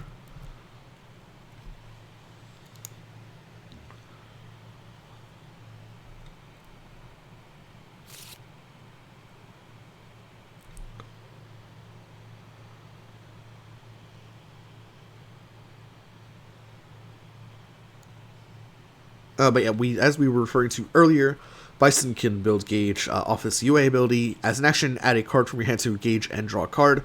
Exactly what Chykka does there. It's the Psycho Crusher added to Gauge.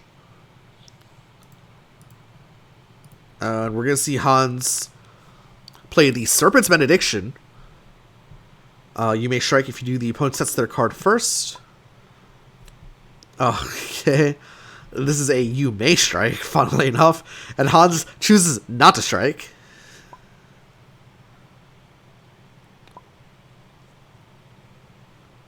What's going on?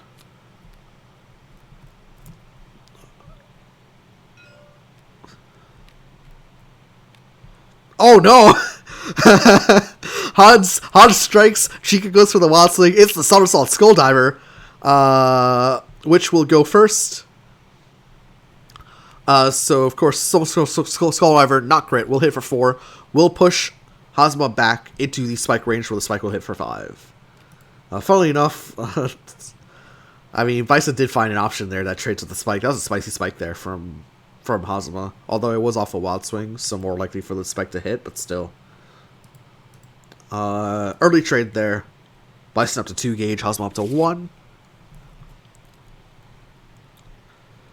Of course, 4 is that magic number where we're looking at Bison Ultras being unbeatable. Man, look at that. I can't get enough of that smile. That smile's something else.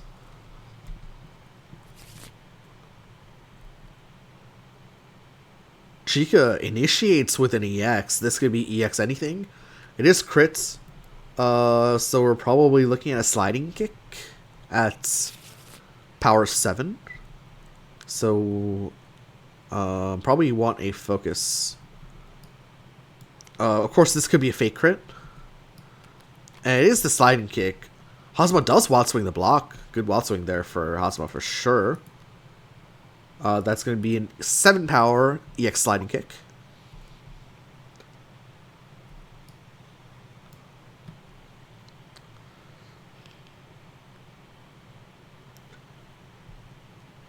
That's a platinum block in there for some reason. Oh, we're using like the standard season 5 normals. Looks like Hazama is dropping the Serpent's Inferno Rapture to take 1 damage. Hazama now at range 2 for Bison in the corner. Both players now have 2 gauge. Hazama has really good ways to use gauge. Ultras are really good, and the overdrive is really good too. Overdrive is just guaranteed value. But no, Hazama just prepares back to Bison here. Wonder if Bison is just going to go for Bison prep, build that 3rd gauge. And that is exactly the case, putting Grasp into the gauge to draw 2 cards. We're going to see the Serpent's Redemption come out. You know, your force costs are reduced by 1, which matters hugely for Hazama because literally everything costs force. So this is really high value boost, and of course also has now advanced retreat to Onyx. Why not? Very powerful boost here from Hazama. Gets out of the corner, and now those force expenditures don't become expenditures anymore, right? So Hazama, of course, blessed with 3/4 specials. Not because not so much because the cards are good, but for the card gaming aspect of it. And that's actually that boost is actually powerful enough to draw out a tech from Bison. So Venom Sword goes. So the Serpent's Redemption, excuse me, to no more. We're going to see Strike here from Hazama. No Ouroboros, range 1. I mean, Hazama's not a character known for his range 1. Could be, it does have Ignore Armor at range 1. That's a 6 damage for some reason. Is going to be a sweep. Now Chykka wild swings the block. Also, funnily enough, drops a spike from the hand as well off the sweep effect, which can be a little bit annoying. Bison likes to sometimes mix up his crits with a critical spike. Obviously, it doesn't do anything, but as in it doesn't do anything. As in critical adds no effect to it. And actually, Chykka gets rid of the 2nd spike as well. So we're not playing mix up Bison at all. We're playing pure value Bison here. That's gonna be gauge number 4 for Bison. This early on, is there a world where we see Bison exceed? I don't know. That'd be really fun though. As we see the Bison dollars come out, if the opponent has more cards than you, draw 3 cards and key charge. It's gonna be a Fierce from Hazama in response. +2 power on long side of board as well. Can't run away from those sweeps anymore.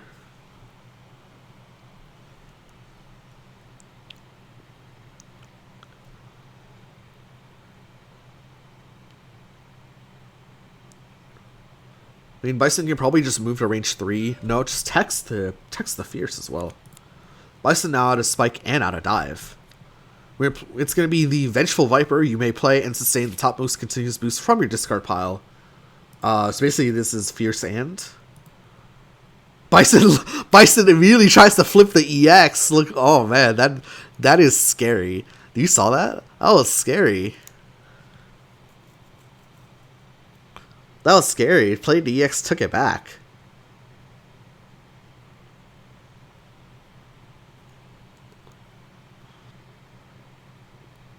Wow.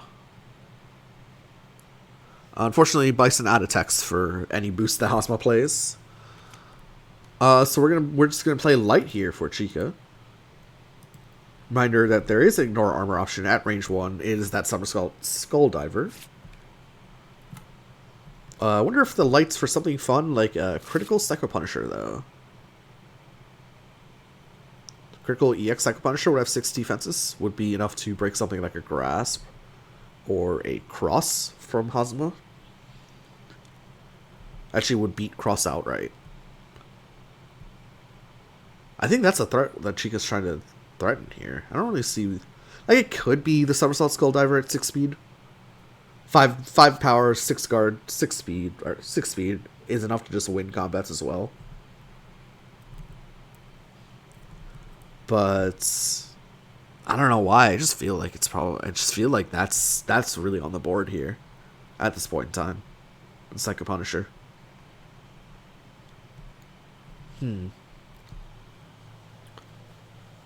Hans taking a look at that discard. Might be going for another reading. We've seen Hans really prefer the reading today over Focus as a combat card.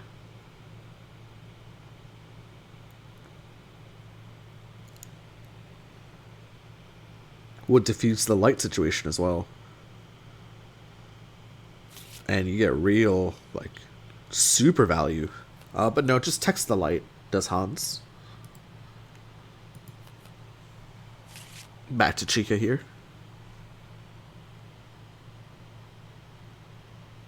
Notably, does not mess with this boost, because this is the topmost continuous boost.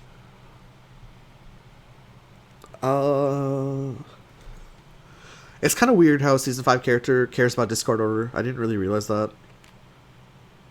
I think it's kind of weird. But I guess there are multiple Season 5 characters that do that, so... I mean, it is what it is.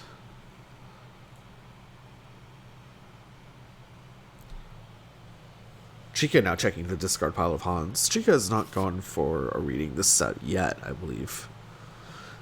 Mostly forced to use his focuses as focuses.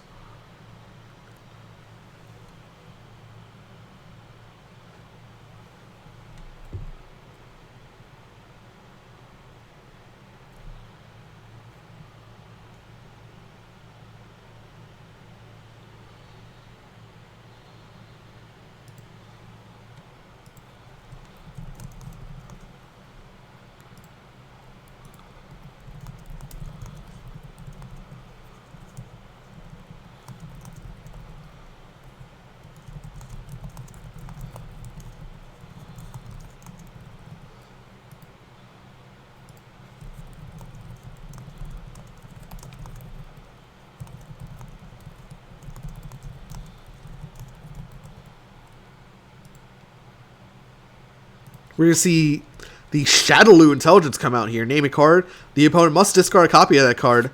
If a card was discarded this way, strike. And we're okay. The Shadowloo Intelligence does work. Assault gets discarded from Hosma's hand. And we see a critical EX attack here from Bison. Is this the Ultra? It is the Ultra. It's that Psycho Punisher, as we called out. Cross is going to hit first. Cross will hit first for 4 after armor. But that Psycho Punisher is going to catch it, right? That Psycho Punisher works as a cross catcher at range 1. That EX Psycho Punisher going to hit back for 10 damage. Big boy damage here coming out here from Chykka.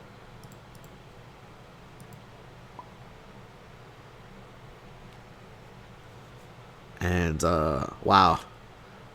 Wow.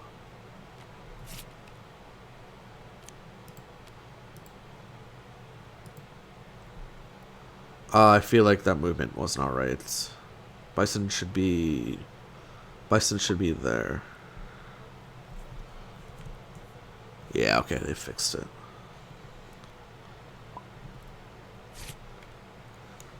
That is the power. That is the power of Bison Ultras, man. They are expensive. They cost 4 gauge, but they hurt.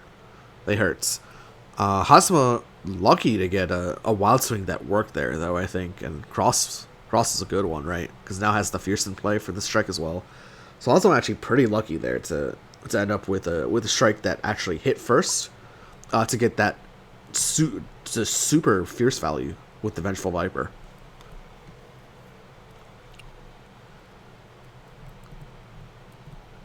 Chykka does have advantage, of course. One of the properties of the critical Bison Ultras is that they grant you advantage, both of them.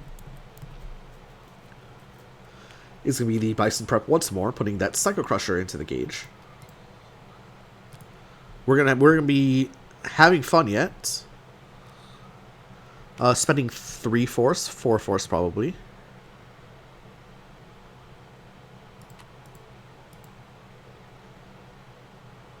So having fun yet, of course, just a fun boost here. Just really fun for the whole family. Spend its 5 force. The opponent must discard that many cards at random, and then you may strike. Hazama looks like he has spent 4 force.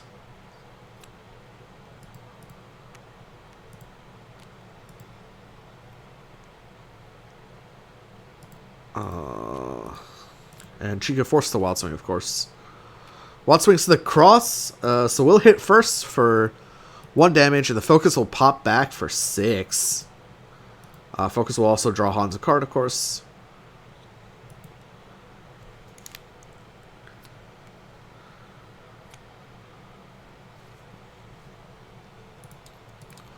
But you do want to see what the 4th card discarded here was.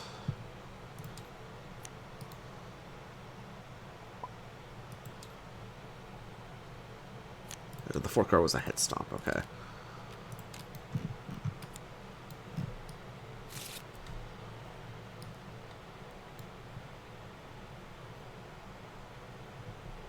Looks like a CC2 from the gauge for Bison.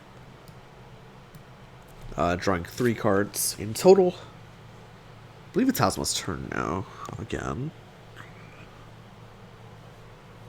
Oh, Hazama flipped. Excuse me. We'll take a look at the Hazama UA. Guaranteed value off the board here.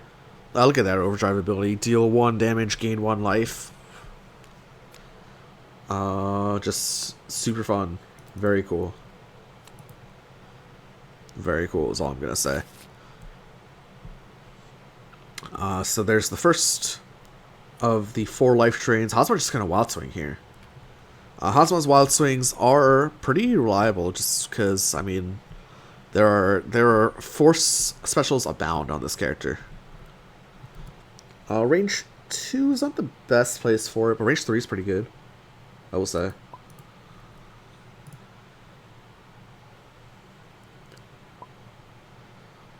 Chykka's actually gone through his deck super quickly. Has 1 copy of the Nightmare booster left. So I wonder if there's going to be a critical Wild Swing coming out for Chykka here. Only 1 copy of the Falling Fang left in the deck for Hazama. 1 copy of Cross as well. But critical Nightmare booster performs pretty well against everything else. So I wonder if Chykka will spend a gauge just for a chance at that. A little bit scary is that there are 2 Devouring Fangs up for Hazama, and Chykka has 2 focuses left. And for some reason, they made this card break focus.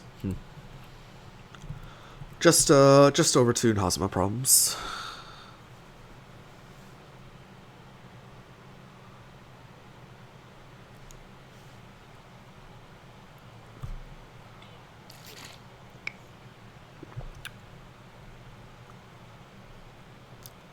This is actually a tough decision here for Chykka.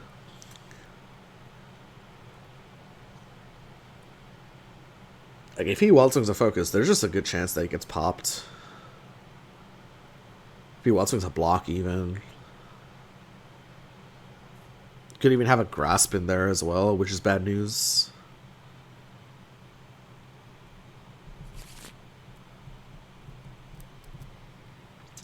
Han's just doing some card counting of his own. It's very important to know what options your opponent has left. They're not the best looking options here for Chykka. Will he just go something like a crit head stomp from hand? Looks like he's playing a card from hand. Is he critting it? He is critting it. It's going to be the crit head stomp most likely. But no, Hazama just wild swings the Falling Fang. It is a 4 special, so Hazama will spend 3 force for that. Oh, excuse me.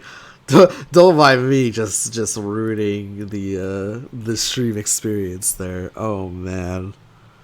Don't mind me. Hopefully it's fixed. I made the thing really small though for a second.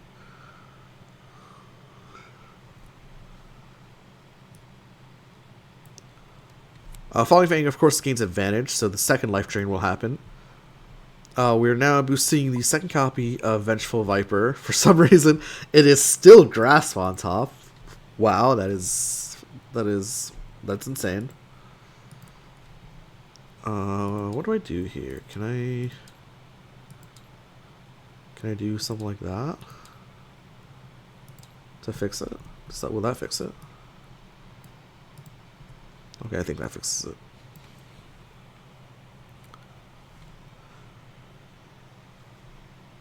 Of course, we are on 1366 by 768 because I only have one screen. But Hazama actually looking really good here in game 2. Doesn't have many resources to his name, but like at the same time, positioning is good. Still has 2 more turns of overdrive, so it's going to be at 18 effective life to Bison's 8. Just Chykka, I mean, it's just be Wild Swing City here for Hazama, assuming in the future, near future.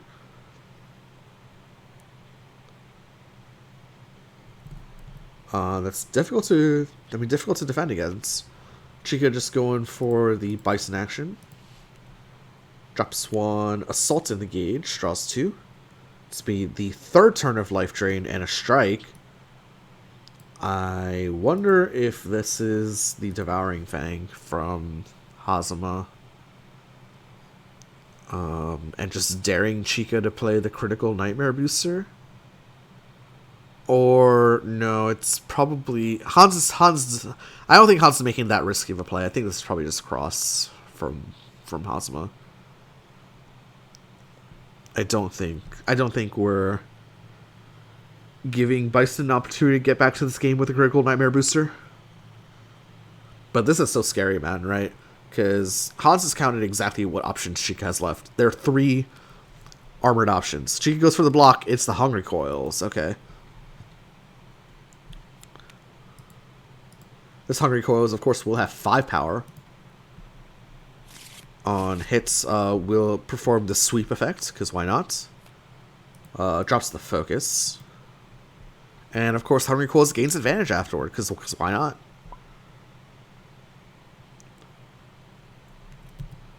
That's going to be 5 total power with the Hungry Coils. Fierce gets sustained for another turn. This is just huge value out of the Fierce. Chykka drops Grasp from hand and Assault from gauge to take no damage. Final turn of Overdrive ticks off. Hazama up to 18 life, Bison down to 8.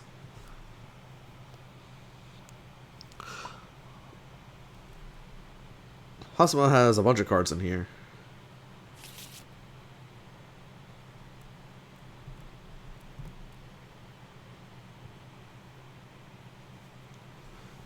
Probably just checking whether random Wild Swing will do the trick here.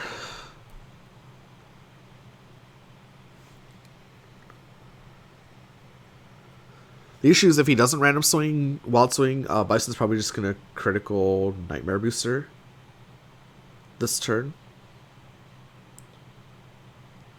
Hazama has only 2 gauge, so can't defend with his own 6-speed Ultra, or can't initiate with his own 6-speed Ultra to attempt to defuse that boost. That's not boost, that's that Ultra, the booster, rather.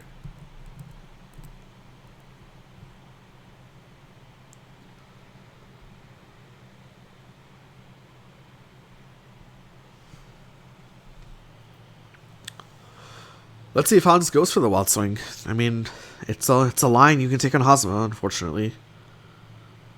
Or fortunately, depending on your definition of fun.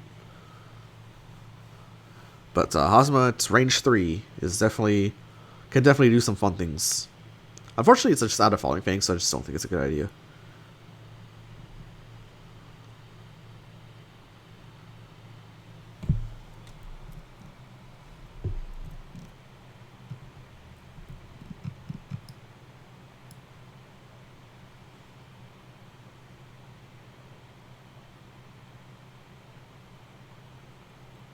Hans has not shuffled his deck. I don't know why.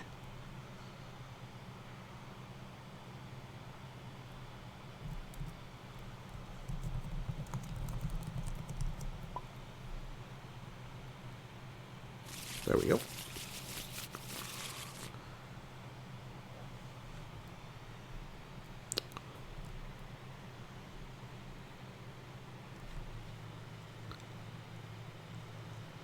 Hans really thinking about striking here.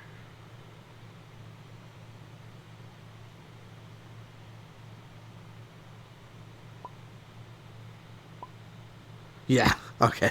Thinks twice and just prepares. Back to Chykka here. Chykka goes, I mean, it's the critical nightmare booster. 6 damage. We'll have advantage. Bison closes 2. Wild Swing Assault's not going to do anything against that.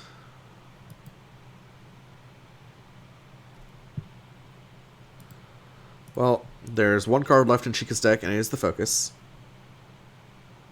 I don't expect Chykka to just Wild Swing. I expect Chykka to probably will change cards action, maybe. Yep, change cards 2, drawing that Focus, and 2 more cards.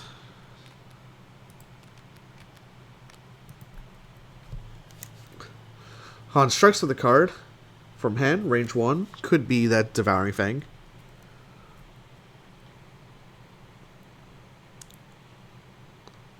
Devouring Fang performs shockingly well against... loses to the Sliding Kick. Chykka playing a card. That's the Devil's Reverse. Sweep will hit that. So Devil Reverse will go first, hit for 5. Bison can now pick his range, and will get popped back for 6. So no, I kind of want to see Hans go for the Devouring Fang, but no, he's going for the safer plays here. Just go for the trade when you're up a billion life, not a billion life, but however much life.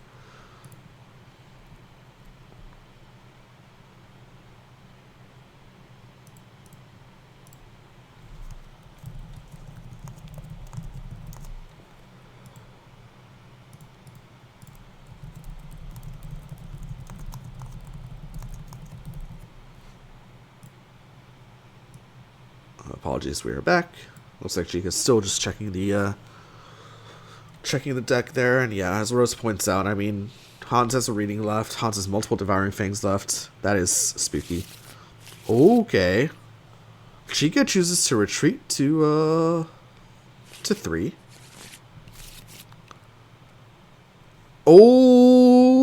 Okay, pulls the sweep out of the hand. So Chykka's 1 known card is, of course, that Focus. I'm assuming it will be just the key charge, draw 2, and yeah, exactly what comes out here. Hans has 3 gauge for that, what is going on here? Okay, Hans just spending 1 force move range 2. So it's like, Hans does have 3 gauge, but both Eternal Coils are down, I believe. I believe one was boosted, and the other one was used as force for the boost. Hans spends 1 force move to range 2.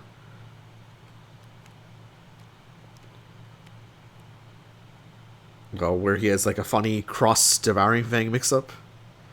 Although hasn't gone for the Devouring Fang just yet.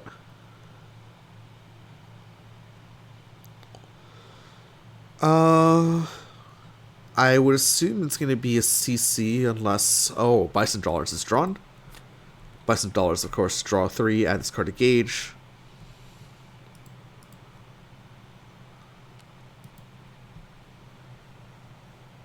was about to be like, I think it's a big CC here, unless Bison builds a gauge. The only... Dude, Bison can totally just yoink this game away. Bison builds one more gauge, and that's 4 gauge right there. Those ultras are back online. And we're looking at that nightmare booster, right? 6 power, gauge advantage as well. Hosma probably still advantage here, but not out of the woods just yet. Unfortunately, probably has to go aggro here if he doesn't want to get hit by an ultra. Probably has to go aggro here. Okay, Hosma spends 1 force to move to range 1. That's takes the nightmare booster out of the question.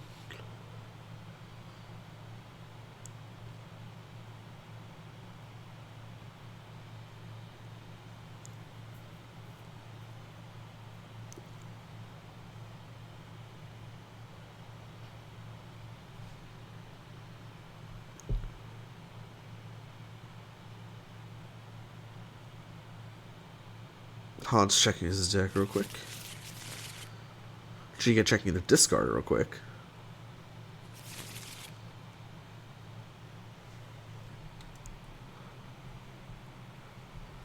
I'm pretty sure both of these are down.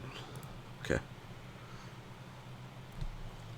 Yeah, definitely moving to range 1 makes sense there.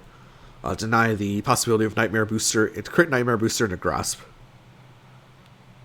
We are going to see the light boosted here for Chykka, though. That's going to be +2 speed, of course. We are now threatening a whole host of options here. Like, Bison even has the ignore armor option in his kit. Hosma has 1 block to his name, but Bison does have the critical ignore armor option in the Somersault Skulldiver. At speed 6 performs quite well. I mean, loses to Grasp, but beats everything else. Of course, Chykka only has 2 HP. So that is a scary option to play for sure.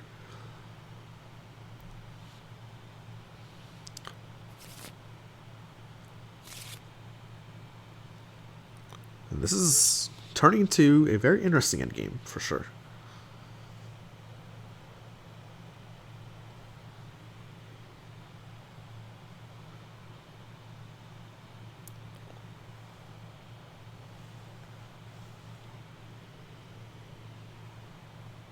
Don't know if you can just prep here, Hosma.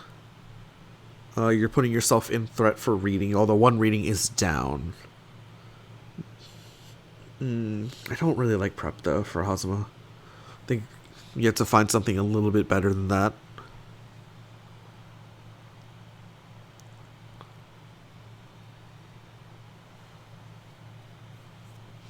This is turned to quite the interesting endgame here. Hosma has not reshuffled yet. So it just means a bunch of those options that could be game closers are just not available for Hosma at this point in time. 7 damage is a good amount of damage, though, so it's unlikely, unless Bison somehow hits the Psycho Punisher of his dreams, it's unlikely that that Hosma will die in 1 combat.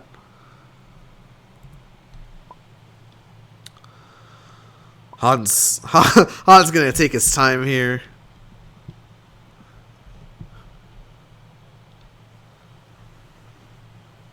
Of course, a super important tournament match. I mean, there's a potential $20 on the line here. And I think it's $20 per player as well.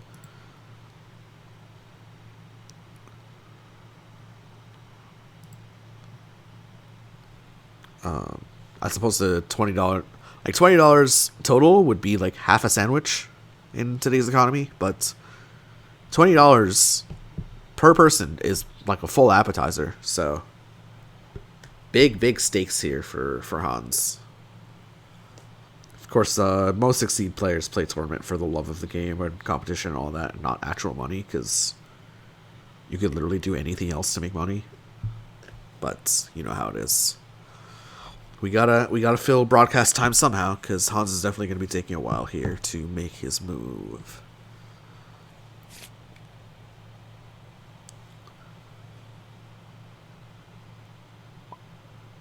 Hans goes for the going to go for the reshuffle here. Get those options back that we were talking about. We're missing. Picks up that burst, so does not get to draw a card, a useful card for the end of his turn. Draws the astral instead. Oh no! Chykka attacking on power. That's going to be +2/+2 for Chykka. Of course, Hazma will burst. And then boost defend. We're looking at... imagine what a heartbreaker EX Somersault Skulldiver would be right now. 7 power, 7 speed, ignore armor. GG, pack him up. She would be 8 power even. Well, luckily Chykka's not mashing that just right away, so... Hazma's okay for now.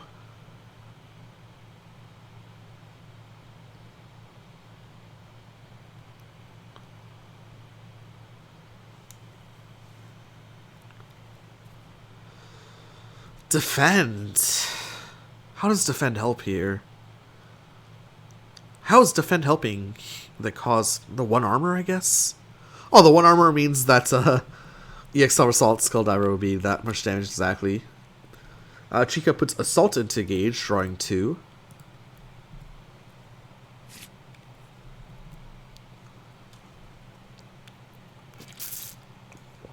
Has now successfully built that 4th Gauge for Ultras. But we're going for a reading here for Hans. Read Spike, reading whiffs. We see a hand that doesn't kill. It's just going to be the cross coming out here. It's 5 power cross. And that'll stun anything important from Hazma. We see a hand with 3 normals in it. A focus, a dive, and an assault.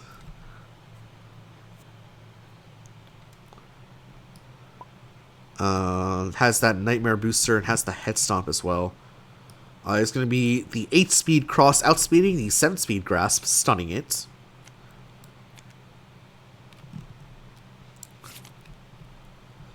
Now here's the question. Does Chykka strike with dive or no?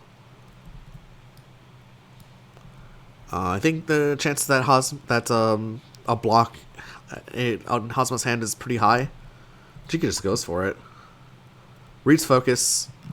Reading whiffs. We see a hand of EX Cross and the Ultra. Okay. Sure, that's a hand. Chykka's hand, I believe, is Assault, Nightmare Booster, Head Stomp? Something along those lines. Hands are fully known. Although, I think that Hazma should go for a draw. I wonder if Hazma goes for a draw 3 and strike, hopes to draw a range 3 option, and then actually no, can Ouroboros backward if things don't work out, and Ouroboros forward if he draws a speed 6 maybe. No, that's too risky. You only draw 3. That'd be a fun line. I mean that'll be the fun line to go for. I don't think it's the line Hans is going to go for. So then what do you do? CC3, draw 4. The only thing is you're a little bit of a sitting duck at range 4 in the near future, not right now. Hans runs into range 1. Okay, that's not what I expected. Has a hand of Serpent's Infernal Rapture and 1 unknown card. I granted Chykka can't really do anything about running into range 1. Hazma can't run into range 2 or range 3 on defense, right? Because, I mean, both these cards exist. Like both these cards exist. But chooses to run into range 1, interestingly enough.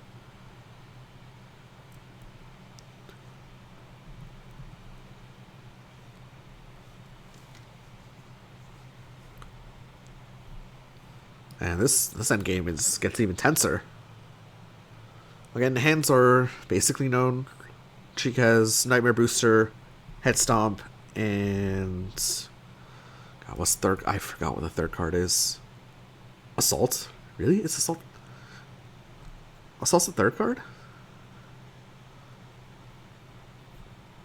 Huh. Why do I not remember that?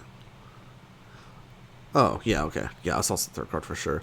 Yeah, so Chykka can't boost Assault and go back to range 4 because he does risk losing to a top deck Falling Fang or something like that.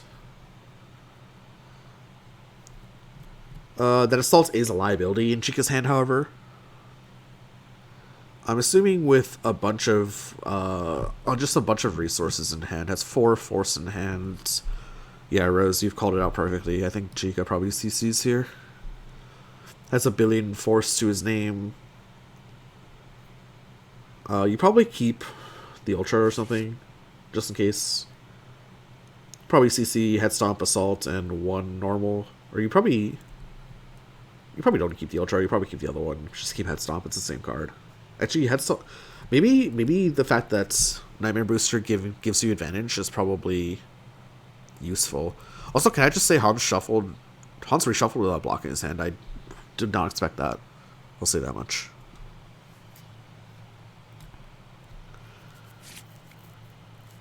But yeah, I'm assuming Chykka CCs here. Some form of card draw. It has to be.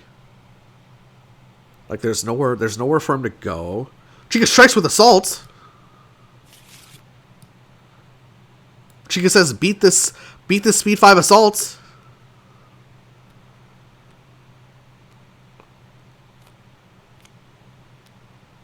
Hans draws block! Okay.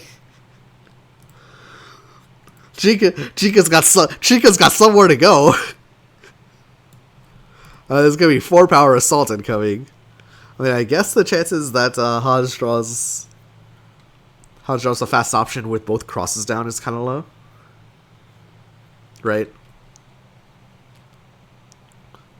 Hans just replaces his gauge. Nothing happened there in the most just like insane Assault. I mean, not insane, but I mean, that's a pretty wild call just to go for the Assault there. Although Hans did have both crosses down, still wild regardless. Now Chykka probably changes cards. Has blocks left, has Grasp in the deck.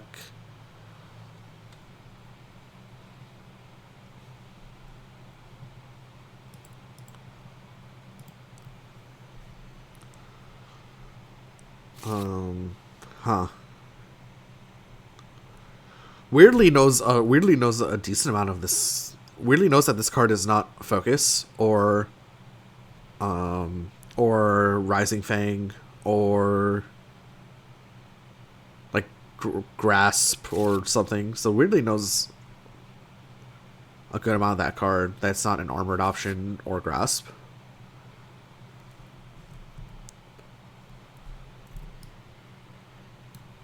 Oh, that's funny. Chykka now he's got Force to burn. Looks like an expenditure of 5 Force to draw 6. Probably drops the Ultra now too. That's an expenditure of 7 Force to draw 8.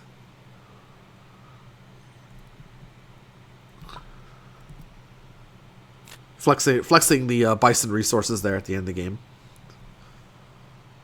Chykka will have to discard 2 cards at the end of his turn.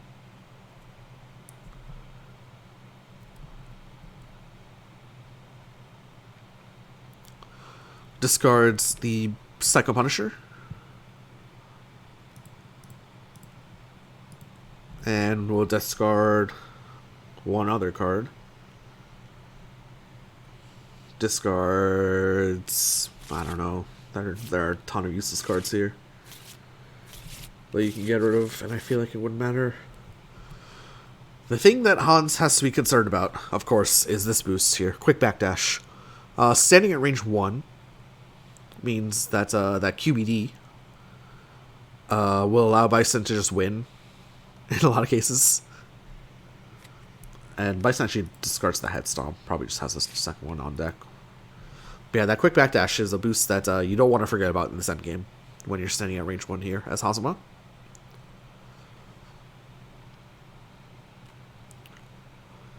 it will force, it might, this boost existing might force out an unorthodox play.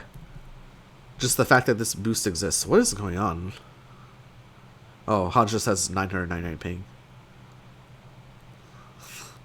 I'll try to play around with cards at 999 ping. This is not the time to do so, my friend.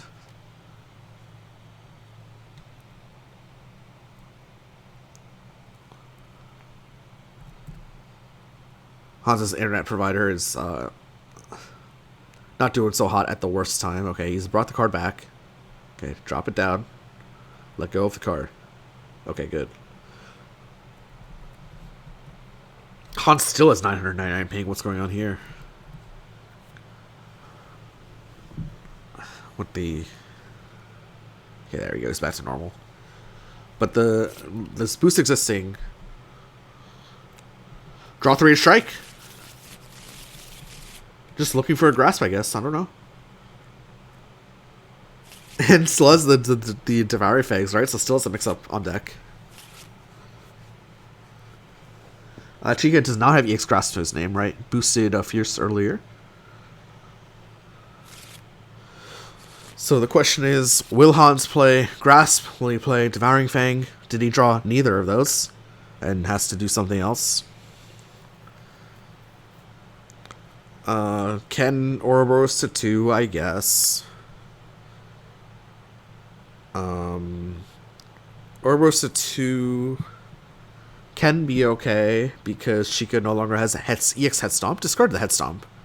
I guess that was a kind of a questionable discard then, in theory, right? Because Hazma can Ouroboros to 2, I guess, without having the threat of 7-speed EX on defense. So I guess discarding the Head Stomp was a mistake. And it is going to be an Ouroboros to 2. Almost assuredly. But it doesn't have to be. That's the thing. It doesn't have to be. So just another layer to the mix-up.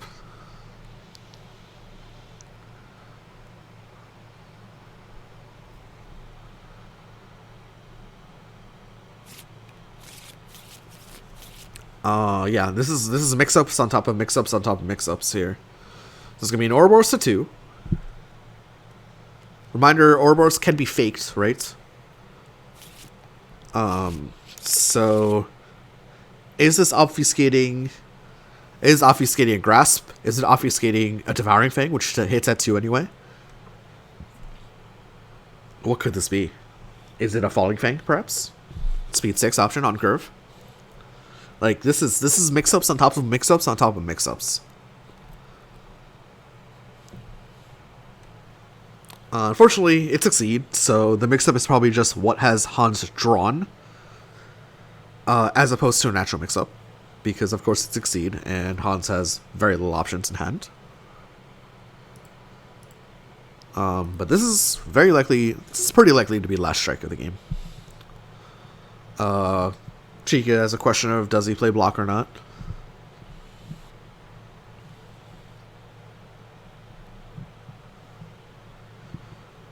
I mean, yeah, has to double guess, right? Has to guess whether Hazma moves to range 2 or stays at range 1. Has to guess what option would come out if Hazma would move to range 2.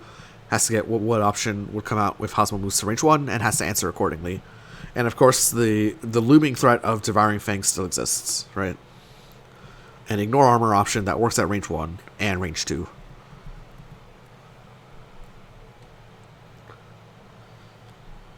Chykka responds with an EX. Critical EX. Critical EX what? Slap kick? A speed 6? Not going to be enough. It is going to be the Falling Fang from Hans dealing X amount of damage. Chykka choosing to believe that this was Spike or Devouring Fang, had the block in hand, but called the mix-up incorrectly. I mean, like I said, not really a mix-up, right? I mean, look at his hand. Hans had no choice but to make the choice that he did. Chykka guessed wrong. That is going to be a 2-1 set going in favor of Hans, scoring the 13th point for the Insignificant Others. So they are on the heels of the Wardens of the Garden. The two matches for between the others and the Wardens will happen at a later time, not on my stream, probably somewhere else. This is a bit of a slog, I do apologize, but the players do like to think quite a bit. But Hans barely takes the set 2-1 in his favor. The Insignificant Others, again, move to 13 points out of a possible 21, and the Wardens move to 15 points out of a possible 21. Whoops.